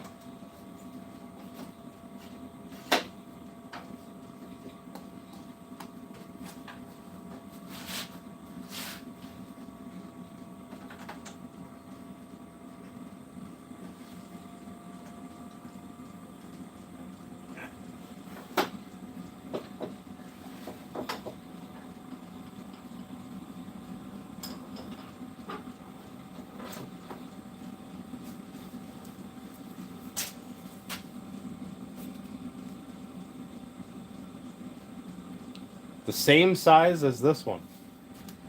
Yeah. Yeah, sure. That one is my extra large board.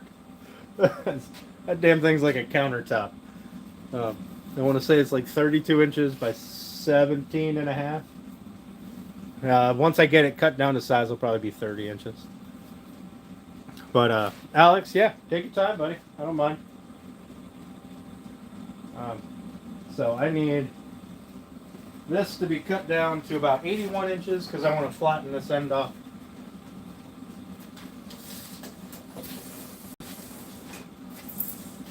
Oh, I'm so close.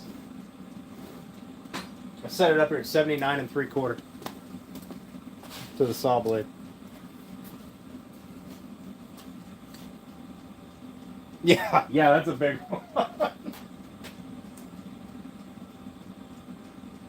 So we're going to cut this one at 82 inches.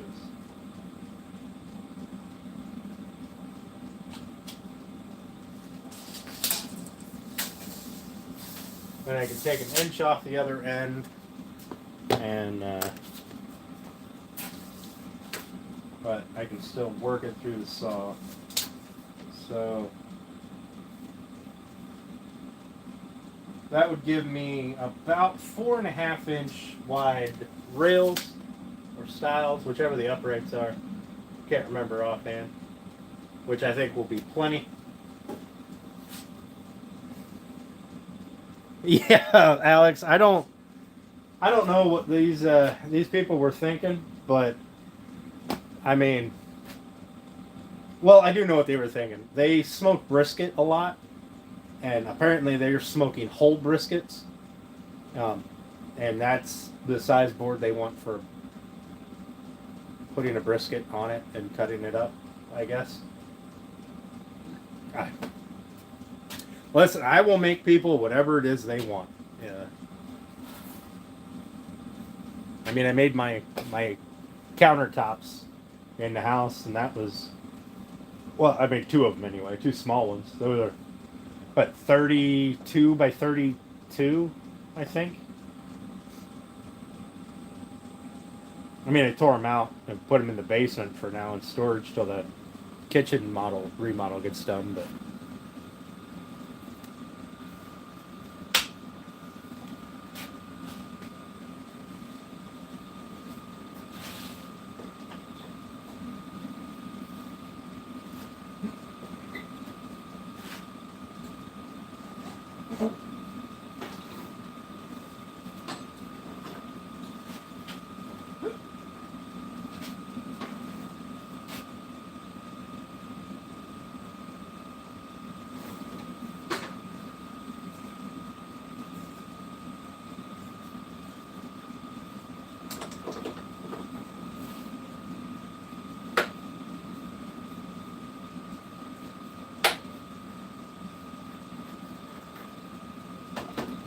See if that holds that down, and I might as well put something under this end.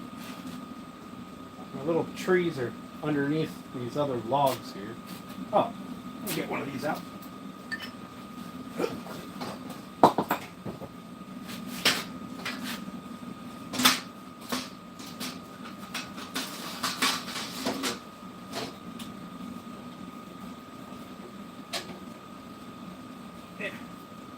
There we go.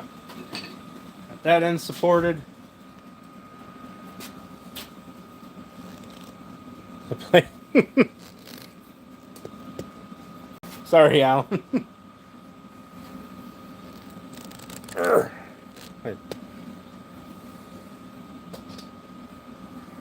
Were you listening to the planer? I thought people were just turning their sound down.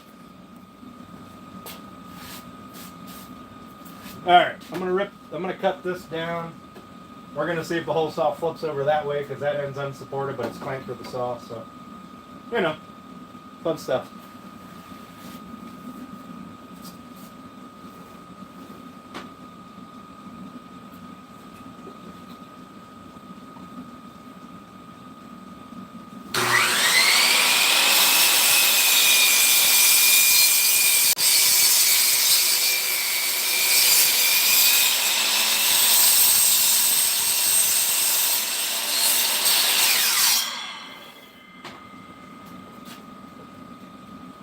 Nice.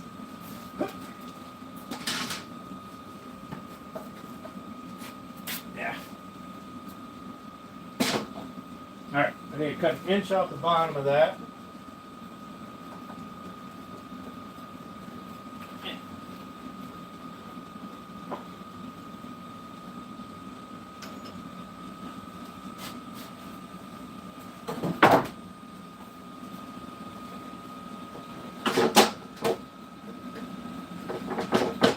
Give or take an inch.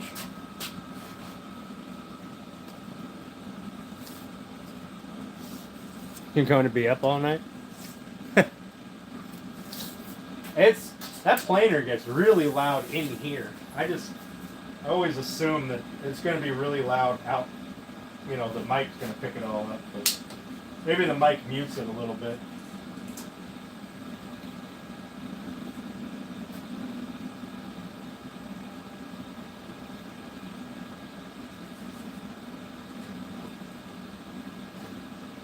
So I'm going to make my door 80 inches tall, and I'm going to cut it to fit.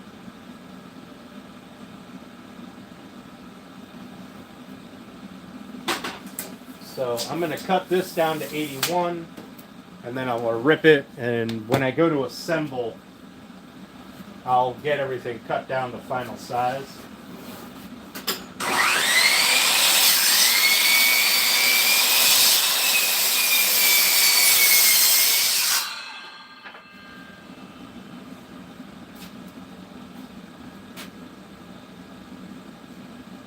Green all the way through. That's that pressure treated from before 2020.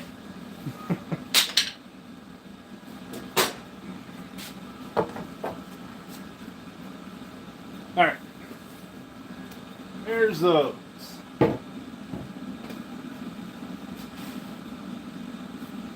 Now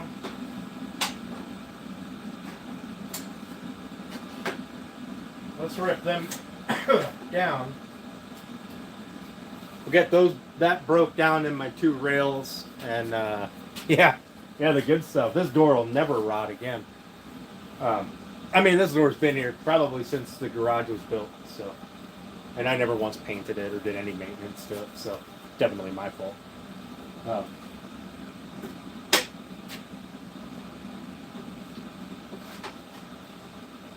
But it won't.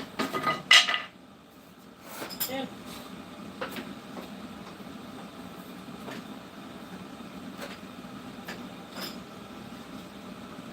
But it'll be brand new after I'm done with it. And I gotta be honest, that's all that really matters.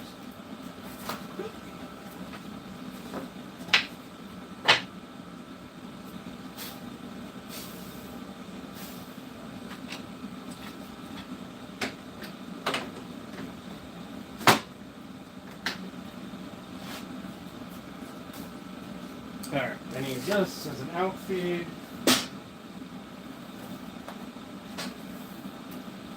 because I was stupid and put all my lumber on top of my little table that I made. Oh. I need to move those. Spent all that time cutting them, planing them, gluing them up. Bust them.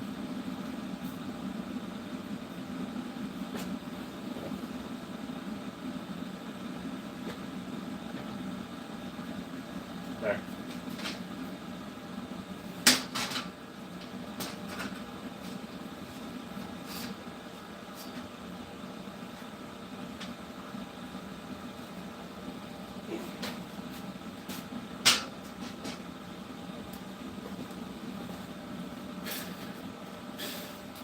So what I want to do is I want to run this through the table saw 3 times.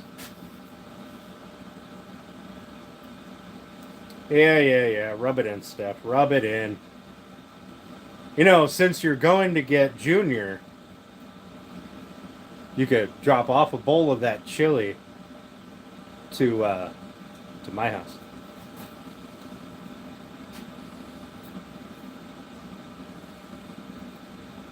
Yeah. Yeah, Alex, this of all of the like contractor table saws, this one is definitely my favorite.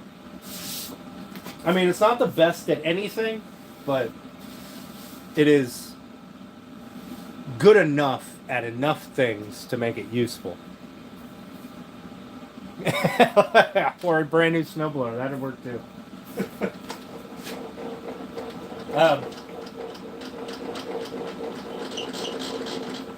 So,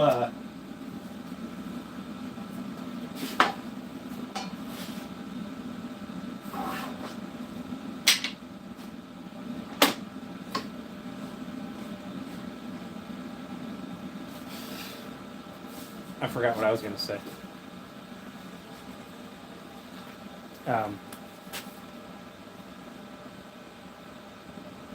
I forgot what I was going to say. Oh, the blades.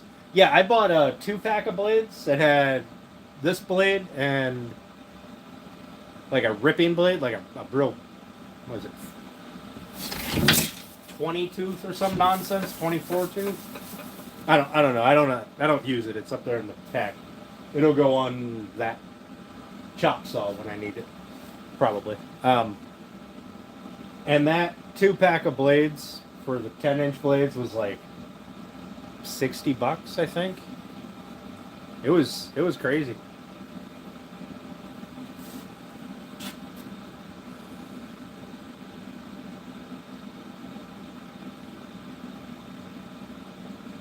Nice, Alex. Nice.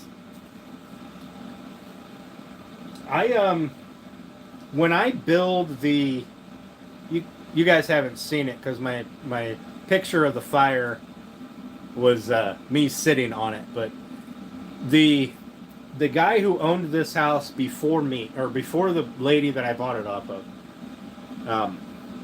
built that little fire pit out back, and built a covered swinging bench thing. So next year when I redo all that area, that covered swing thing is in good enough shape that I can just repair it. I don't have to replace it. But I'm going to repair it and duplicate it. And I think I'm going to get a generator and get one of the, a portable generator and run the table saw and the chop saw out there so I can just do all my cutting out there and get everything fit. So it's good to know that the generator will run this good enough.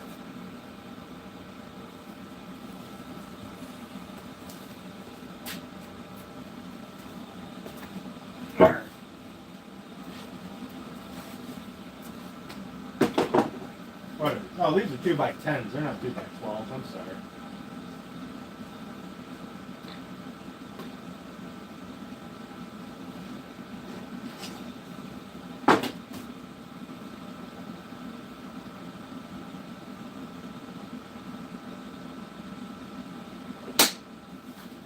So, I don't like rounded edges.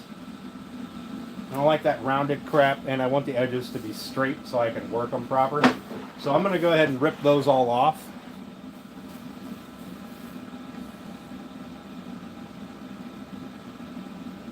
Nice. It's always nice when you can take the tools to the area to work, Alex. That's always a good time. I almost tried to fire this up without it being plugged in again.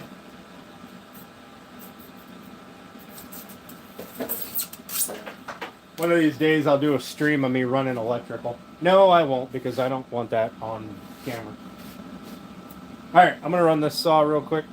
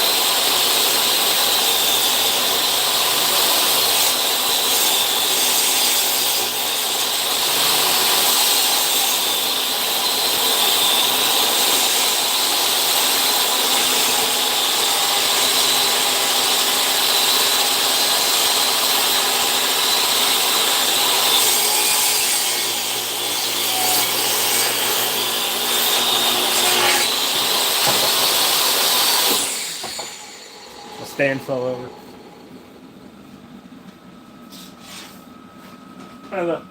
One of the rollers must have locked up on it or something. I didn't like how it was moving. I notched my wood.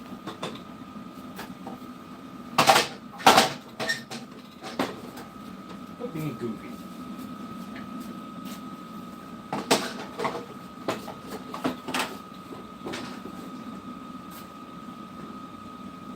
Alright.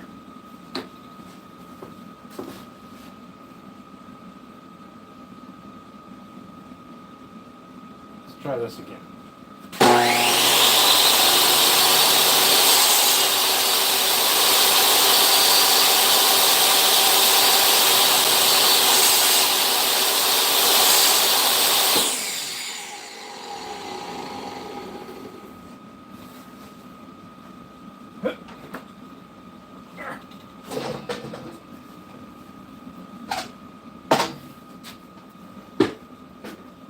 Fine.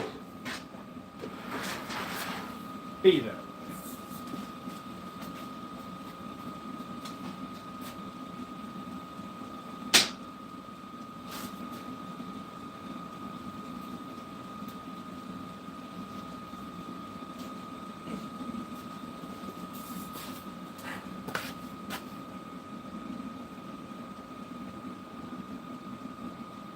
Yeah, it would have been like Turner building the table. Yep.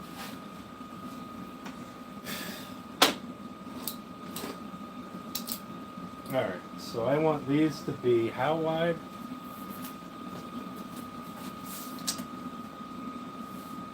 Four and a half inches.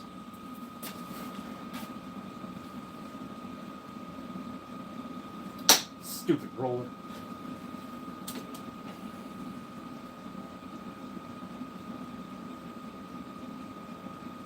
Yeah, I've got some, but they're holding up lumber right now over here. So I got that one janky one. Like, this thing's got to be from ancient times. The rubber roller tip things, they don't like to roll anymore sometimes. I got to grab, what I'm going to do is I'm going to pick up some of those ones that do like accordion out. They have the ball bearings on the top. Yeah. So I'm going to pick up one of those ones that you accordion out because they are super useful. Normally, I cut longboards onto that table that I have all the other crap stacked on right now.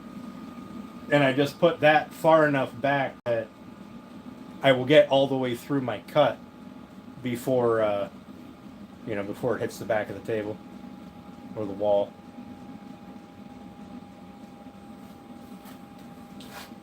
So we are going to try this again. So that shouldn't tip over because I moved it back further now. See if I can manipulate this.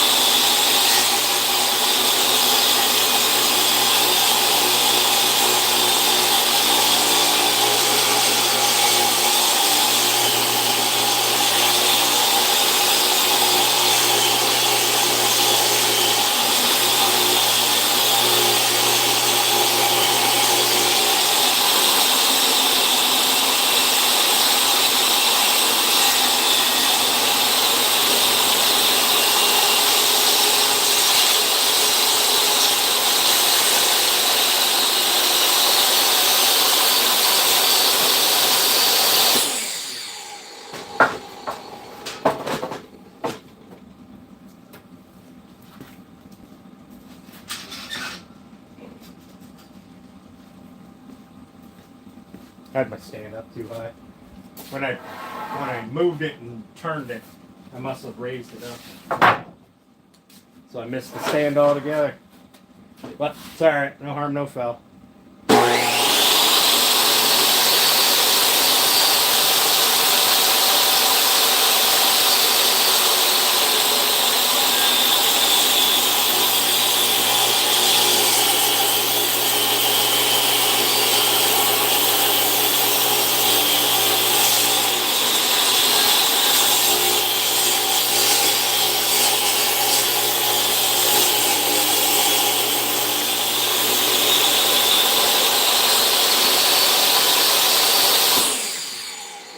Much better. That's how I was supposed to go the entire time. Hey Wayne, what's going on? We're just hanging out now while I make a fool of myself trying to cut boards for building my door. We got half of a giant cutting board glued up and clamped up, so can't do the other half because I ran out of clamps. Or I don't have enough clamps to do the other half, so I gotta wait.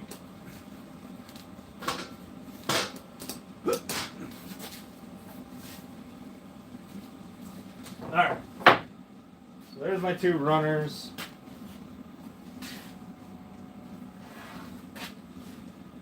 I'm gonna have to clean them up some later, but that'll be alright. That'll be after I run them.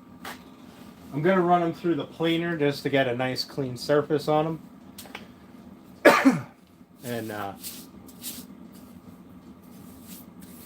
And then that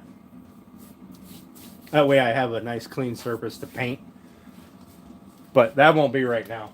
I just want to get the bulk of my pieces cut. Well, everything cut out of the 2x10 material that I have here. So the stiles, the rails, the panels are going to be probably just plywood. You won't see them anyway.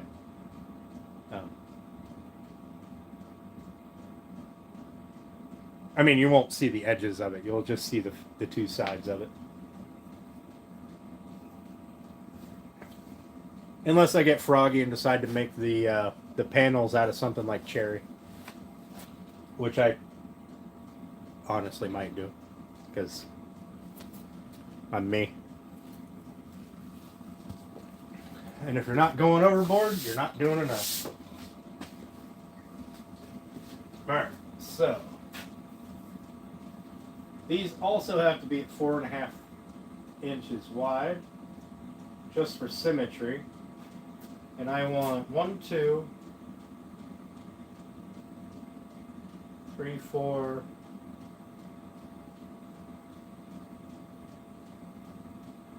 I want 5 of them, but I'm going to cut 6. I don't know if I want to do 4 panels or 5 panels. Or, I'm sorry, 3 panels or 4 panels. Because I need 1 for the top, 1 for the bottom. And then if I do 2 more, that'll give me 3 panels. But if I do 3 more, that'll give me 4 panels. So I think I'll cut 6 and go from there. Make them a little oversized.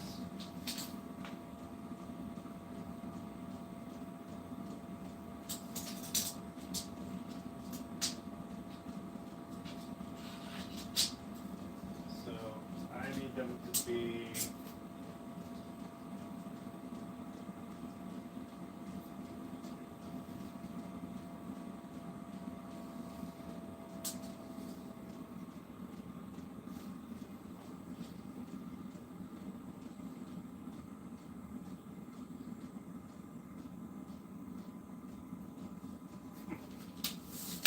I only need them to be 2 feet long.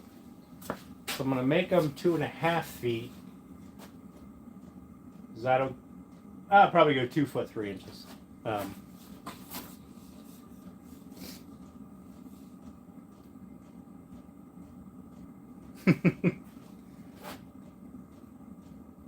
Yeah, I'll probably go 2 foot 3 inches. That way I have 3 inches to play with. And it's a lot easier to manage through the saw and stuff. So drop this down.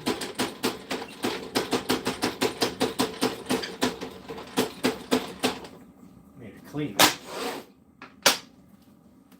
Right over there.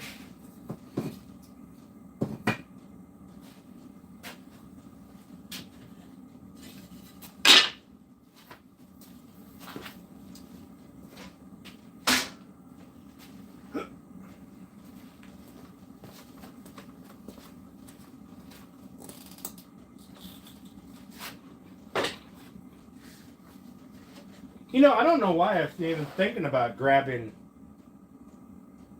Well, they are useful. Over at the other shop, I just have I have a workbench that feeds out from the table, so I have a nice outfeed table. It's 8 feet long. But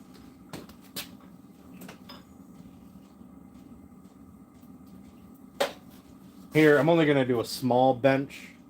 Probably 6 feet long and 3 feet deep. That's on wheels that I can move around. I'm not gonna go super crazy because limited space. When I get the new shop built, it'll be a whole different story. But for now, make do. All right. So I need this.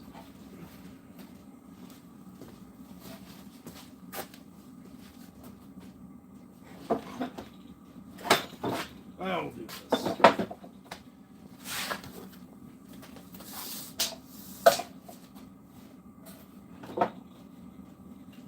we'll go.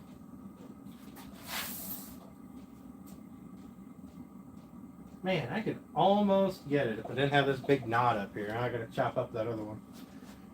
Sorry. So we'll go 2 foot. We'll go 2 foot 5.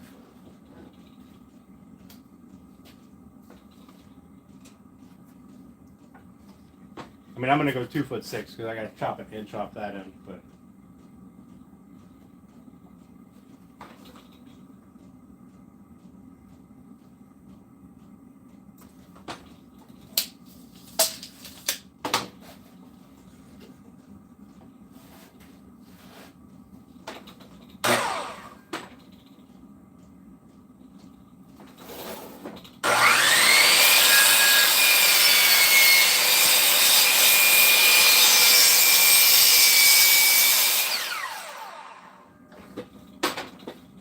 Where'd my bag go? Can I have a bag on this thing? Huh.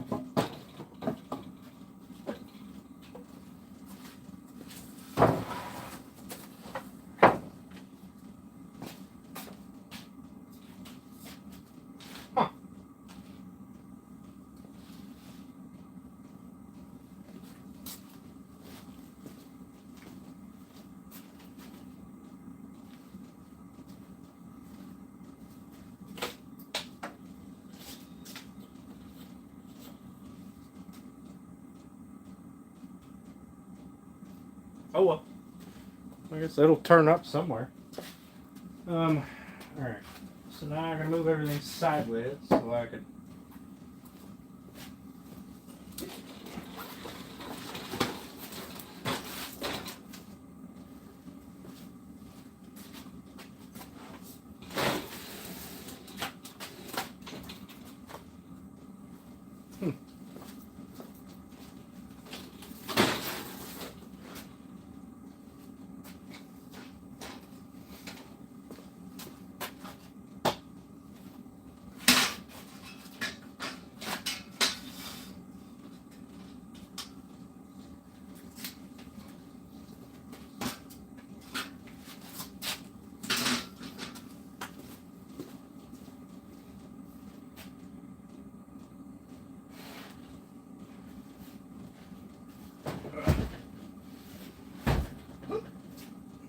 Oh god. Alright.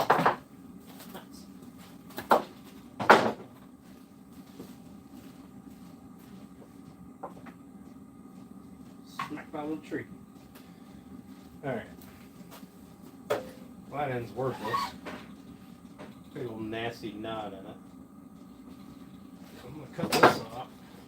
Oh, come on, you stupid roller. You're supposed to roll. Why don't you roll?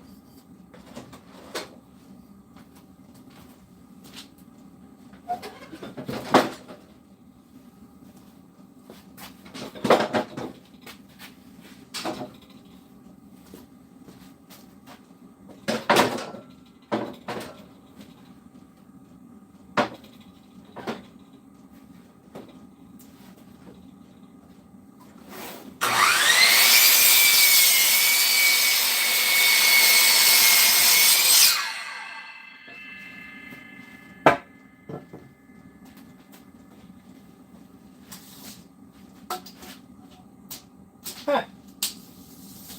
Isn't that convenient? That one's actually the right size.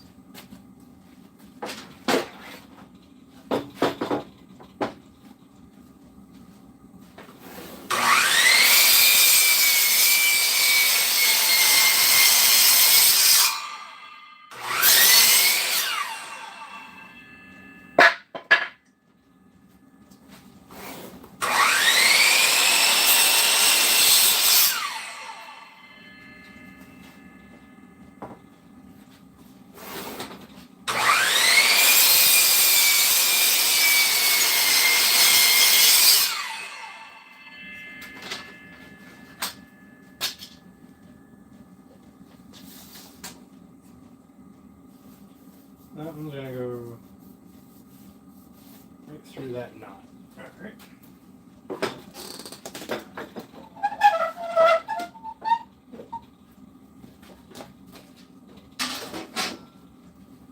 Oh no, it's not. This one doesn't need to be. This one needs to be 2'3".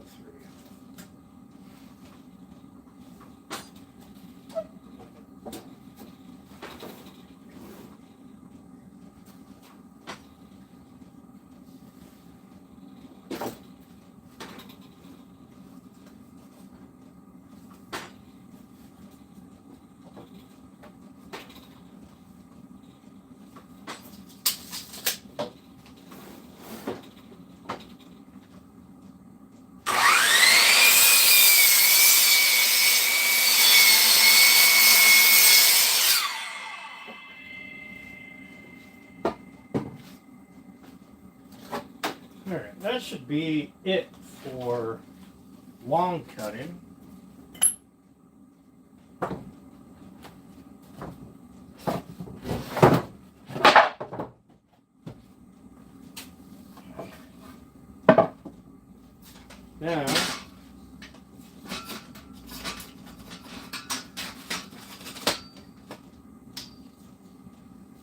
Now I just have to chop down everything to this board and that board to 2'3", and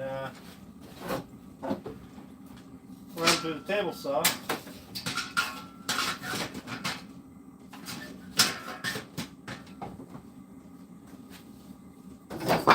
And I'm pretty well done with that. Yeah. Yeah, it's just full of sawdust. It's alright. I'll blow it out with the air gun.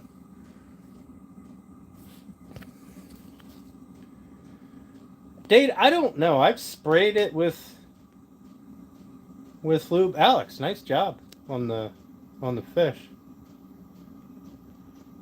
Yeah, it's my exterior door for the shop here.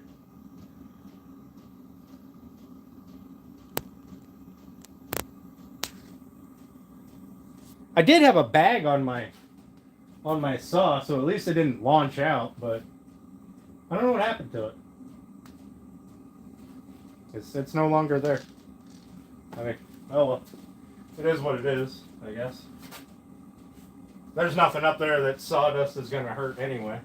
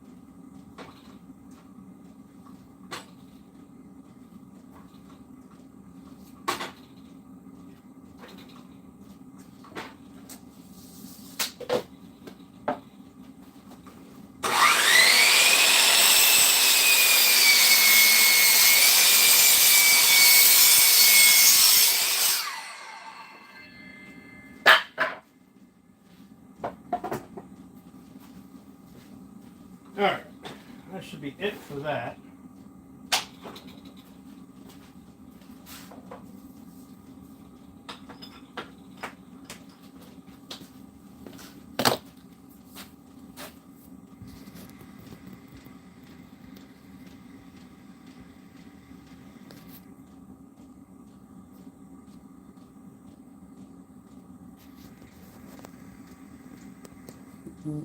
Yep. Okay.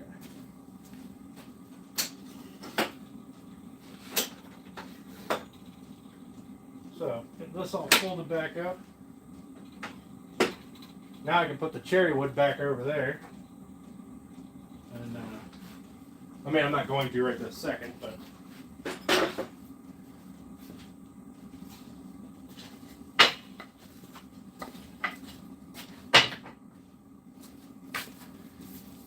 Oh my.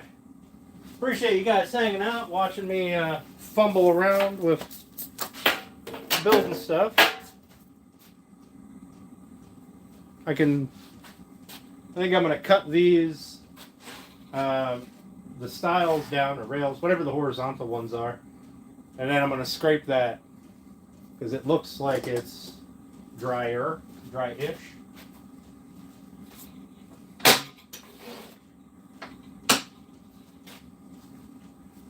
Oh.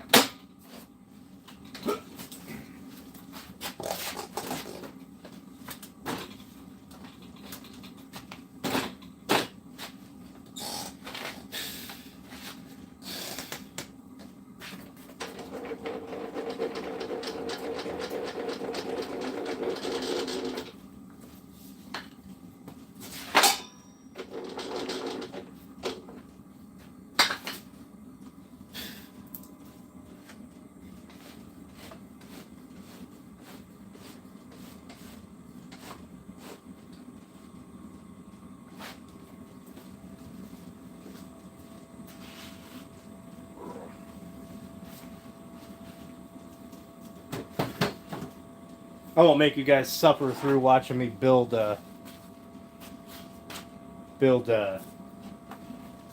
rest of this door tonight.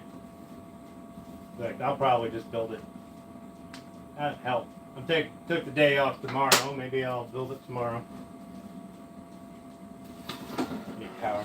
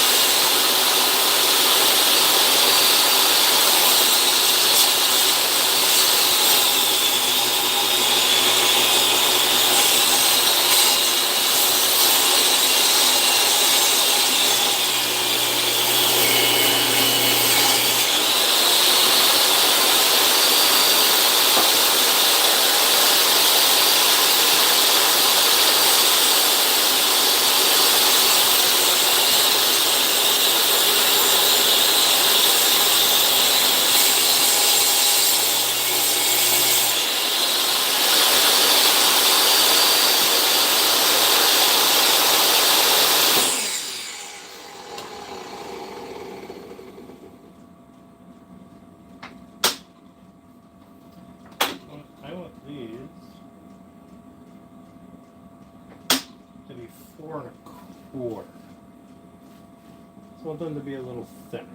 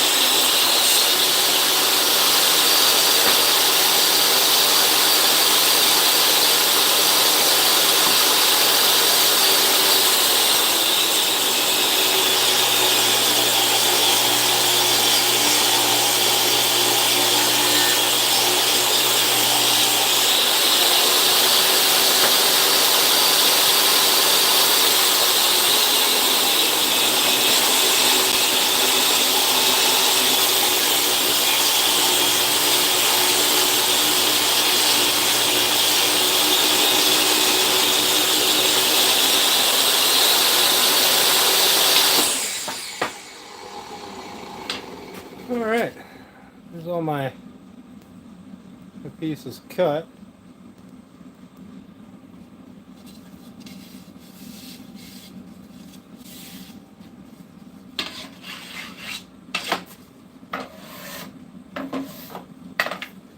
Everything's cut down a little longer than it should be, a little wider than it should be. But these will be my styles, rails, whatever the hell they are. I think they're styles, horizontal. And then these will be my verticals. I'll run everything through the planer at some point. I won't do that tonight. Or maybe, I can do that tonight. Run everything through the planer, get 2 nice clean faces on it. I'm not worried about flat. I'm worried about getting them clean. Because This construction lumber is rough. It's almost as bad as, as rough cut lumber. But and I want to be able to paint it, prime it, paint it, make it look pretty. I cut these down to 4 1/4. I think they're going to get worked down to 4 inch. Probably through the planer. I'll probably plate them this way. Work them down to 4 inch and then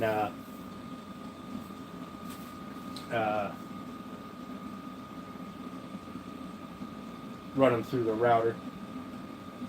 But they do need to ultimately get down to, well, they are right at,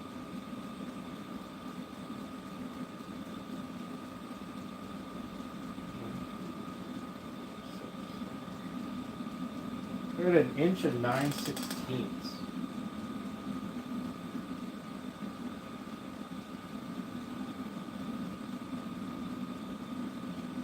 Between 1 inch and 9/16 and 1.5 inches.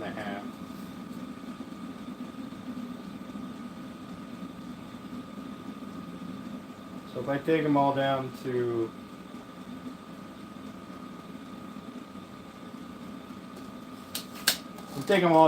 just under a show the snow, yeah, just under 1.5 inches, and I think that'll be fun. Let's see. Probably got a dog log laying right outside my door here somewhere.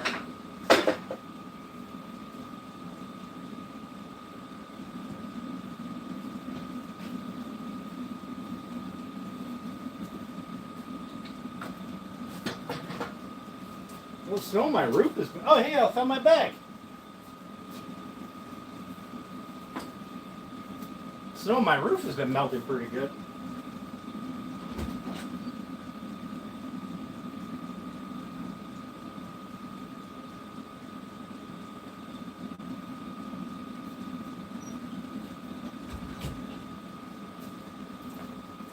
You don't get to see any snow, it's dark.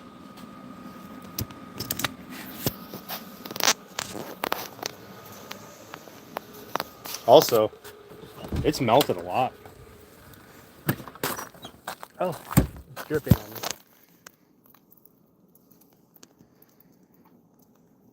There, you can see it was, I mean, I shoveled that off, but it was up to the top of that rail.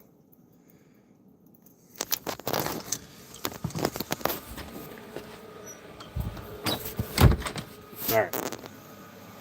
There's our snow. I had to shovel off my porch. I didn't want it to fall off. But it is melting a lot. I've got ice hanging down off the side of my house all the way down to the ground. Today was above freezing for sure. We'll see. At this rate, I might not have snow tomorrow. Either that or I'll have a lot of ice tomorrow. So the snow in my yard, my dog stands just under a waist high on me, and he had to do this to go through. And then once he like squatted down to take a dookie, he disappeared. Couldn't even see his nose sticking up.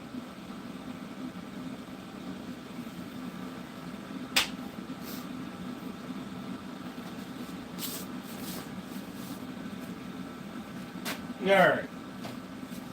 Well, I suppose I will get that wood moved back over here, scrape those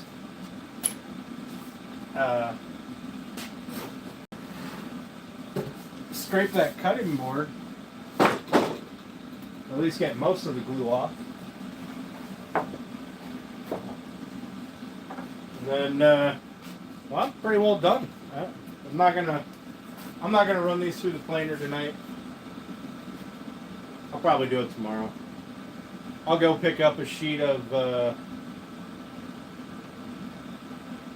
I'll go pick up a sheet of plywood tomorrow.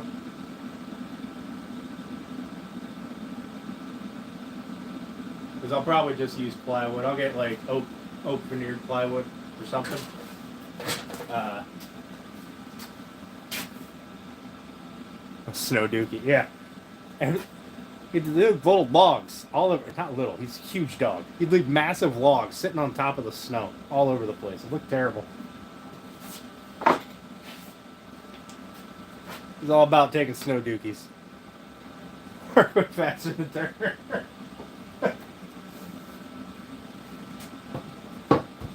That's because this is a project for me, which means I'm not getting paid for it. So I've got to get it done quick or I'm losing money.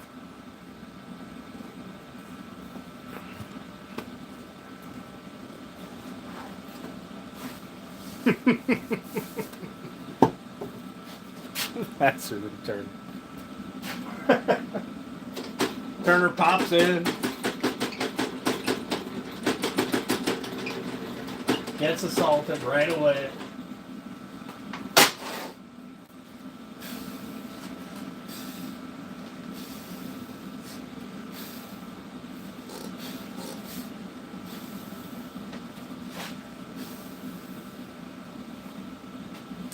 So I've got 6 of my horizontals. I need 2. One for the top, one for the bottom. And then I'm not sure if I want 2 in the middle or 3 in the middle. I probably won't do 4 in the middle, but that way I have yeah, the off the camera stuff. That's the more work. So I'm not sure what kind of, I'm not going to put a window in it, I don't think. I think I'm just going to make it a solid door. But so I have an extra horizontal no matter what configuration I want.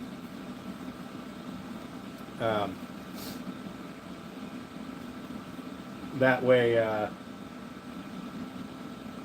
if I mess up on my router bits, or I have one that I can play with on the router bits, so I can get them set up proper.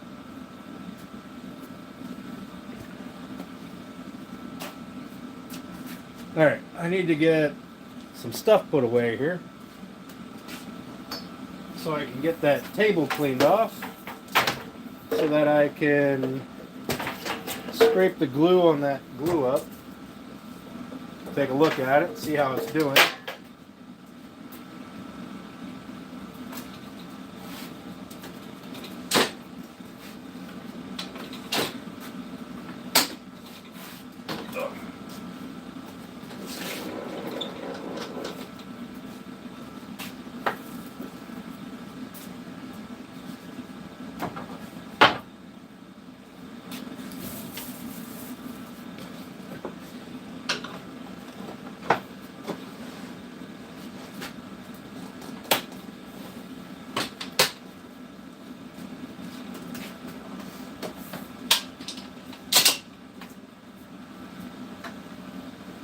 Now, to be perfectly frank, I've only ever built one door in my entire life.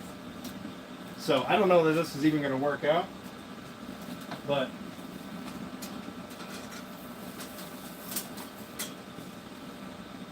don't know until you try. So,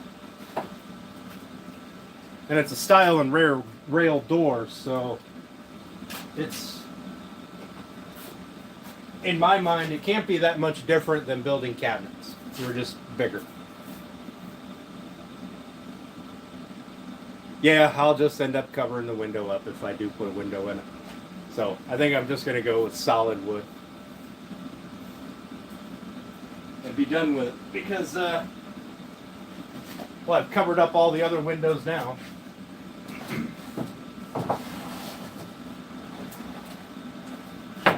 I don't really want people seeing in my shop. Because if people don't know what's in here, then they don't want to try to take it. I really hate to have to make a bunch of t-shirts.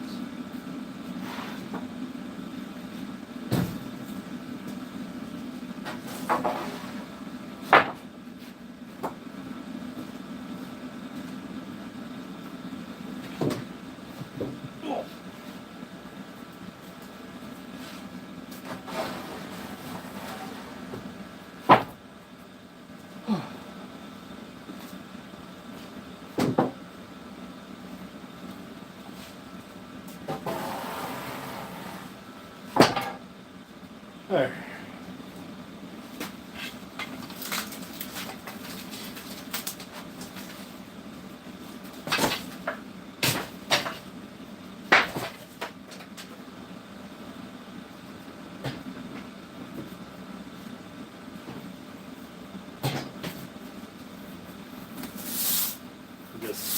While I got the floor open, I'm just going to sweep up some of this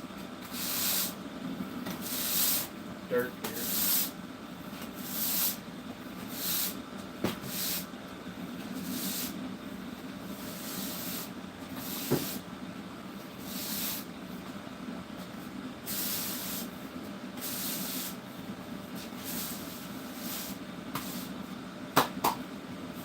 All right. Yeah.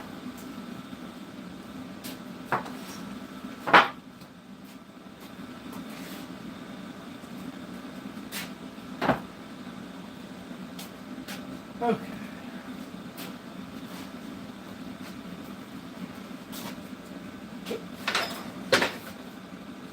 Now get the table back out.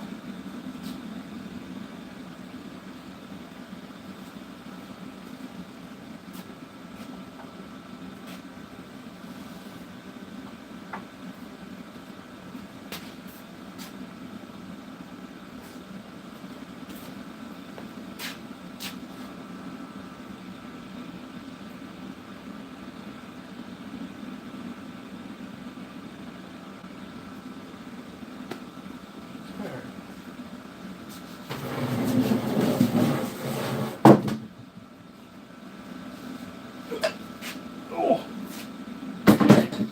crazy that's heavy.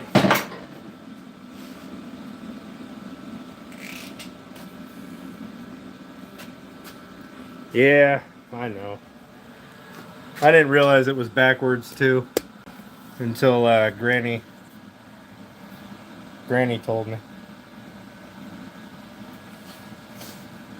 All right, so if you look at this, not me, you can see how it's still wet, but it's also drying up. So that means I can scrape this and not blow out all the wood.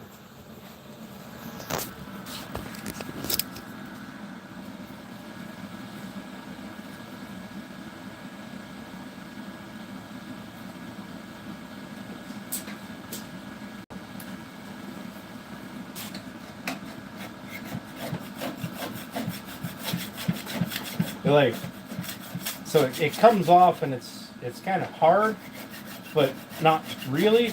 Like it just kind of flakes off.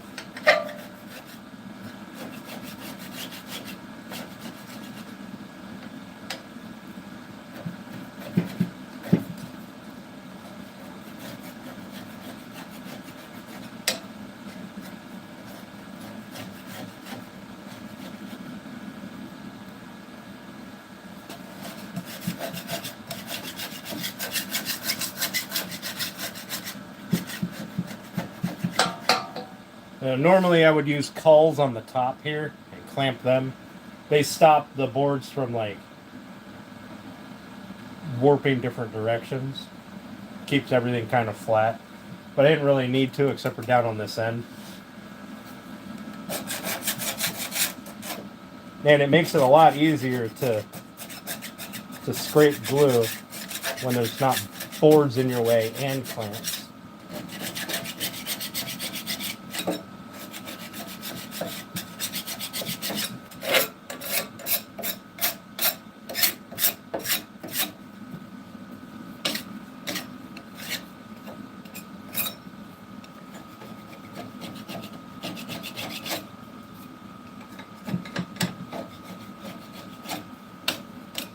So I'm just looking to get the majority of it off. So that way I'm not beating my planer to death when I run it through there.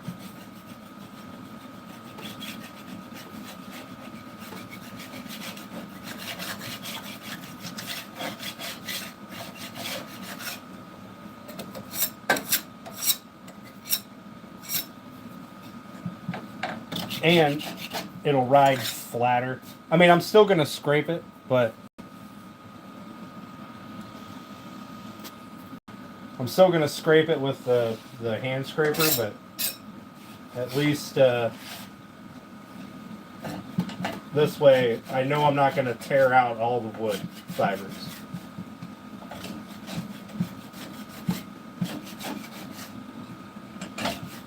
Now tomorrow I'll be able to take these clamps off, and I'll be able to get the other one glued up.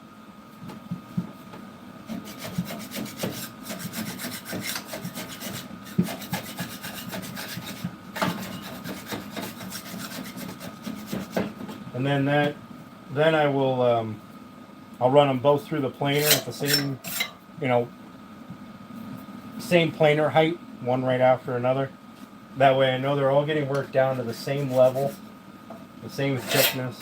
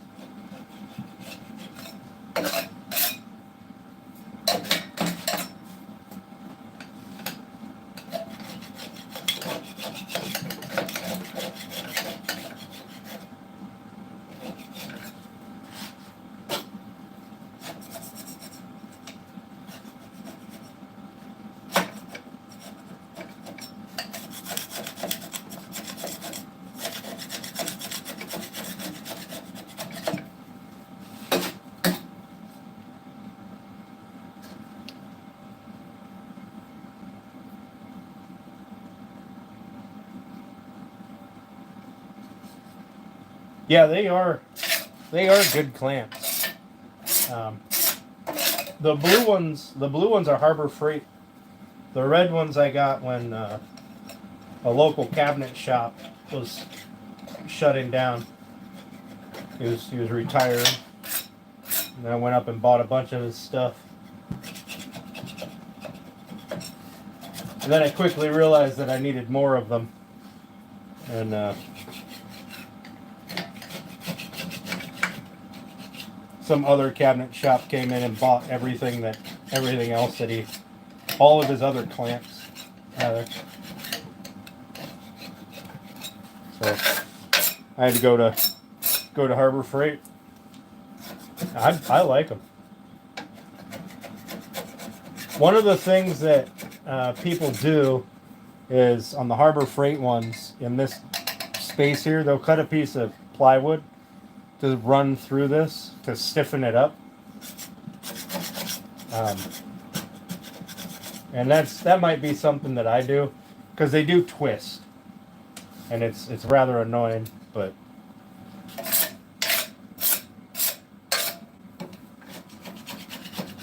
I mean, I work with them every day, so I just hold on to it and stop it from twisting, but I guess some people don't do that. Now, the piece of wood in there to stop it from twisting in general seems like a pretty solid idea.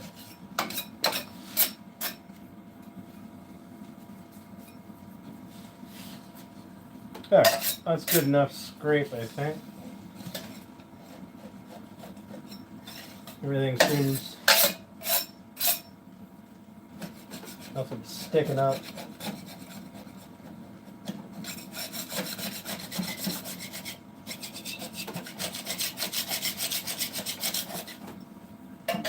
Yeah, Turner, are you going live tonight?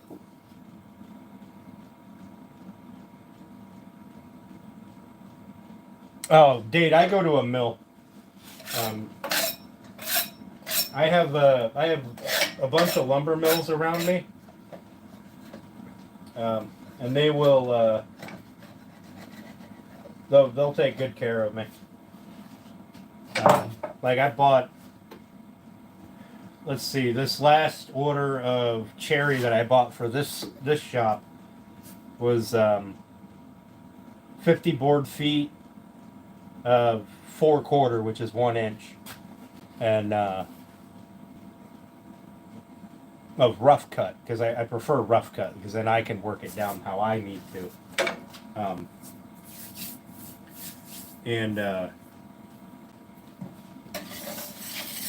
I think it was $120. It was really good. It was a really good price, and they gave me. I always measure everything just to make sure that I'm not getting shortchanged, or I didn't shortchange them. But they ended up giving me, instead of 50 board feet, I got 62. And they said it wasn't worth mentioning, so. But I'm also in there every week buying stuff, so they know me. I feel like they take good care of me. Yeah, it is really good, high quality wood.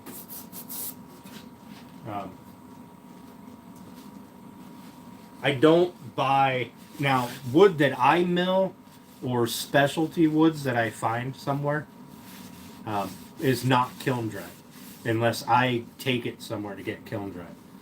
So I don't. And if somebody buys lumber and stores it outside for 6 years and then tries to sell it calling it kiln dried, they're full of crap. It was dry. It is no longer dry.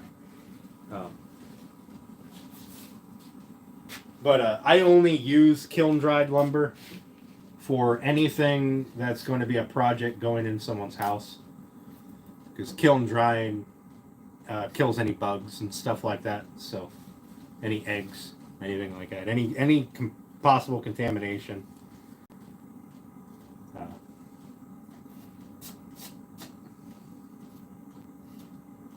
I feel like I'd be a really bad hit to my name if I don't know, ash beetles or something. So here is my ceiling. This is what we look like after I did the scrape up. Didn't know that was a thing. What, the kiln drying or the bugs? I mean, the trees are outside, so bugs are a thing. Like insects love tunneling through wood. It's like the emerald ash borer that's been plaguing. Yeah, kiln dry kills bugs. If you get it up to 170 degrees, you'll kill anything in it. But you got to hold it at 170 for something like an hour, 2 hours, something. You can't just turn it on to 360 or 375 and throw a chunk of wood in there. It's probably going to burst into flames. But they ramp them up slowly as they're running stuff like like dehydrators and stuff to get the moisture out. But yeah, kiln dry definitely kills bugs.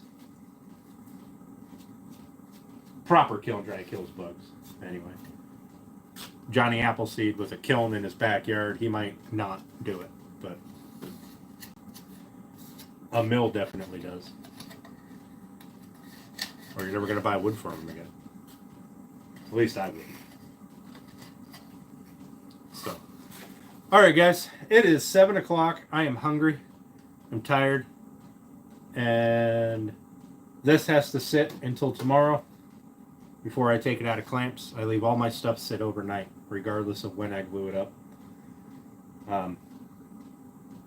So tomorrow I'll take this out of clamps and I'll put the other one in. But I appreciate you guys hanging out and watching me dick around the shop for a while. And yeah, so we'll catch you next time. I'm going to edit some videos tomorrow so I can put out some shorts and stuff. Give you guys something more interesting to watch. You guys all have a good night, and we'll see some of you over on Turner's channel here in a bit, I imagine. All right, thanks for coming, guys. Appreciate it.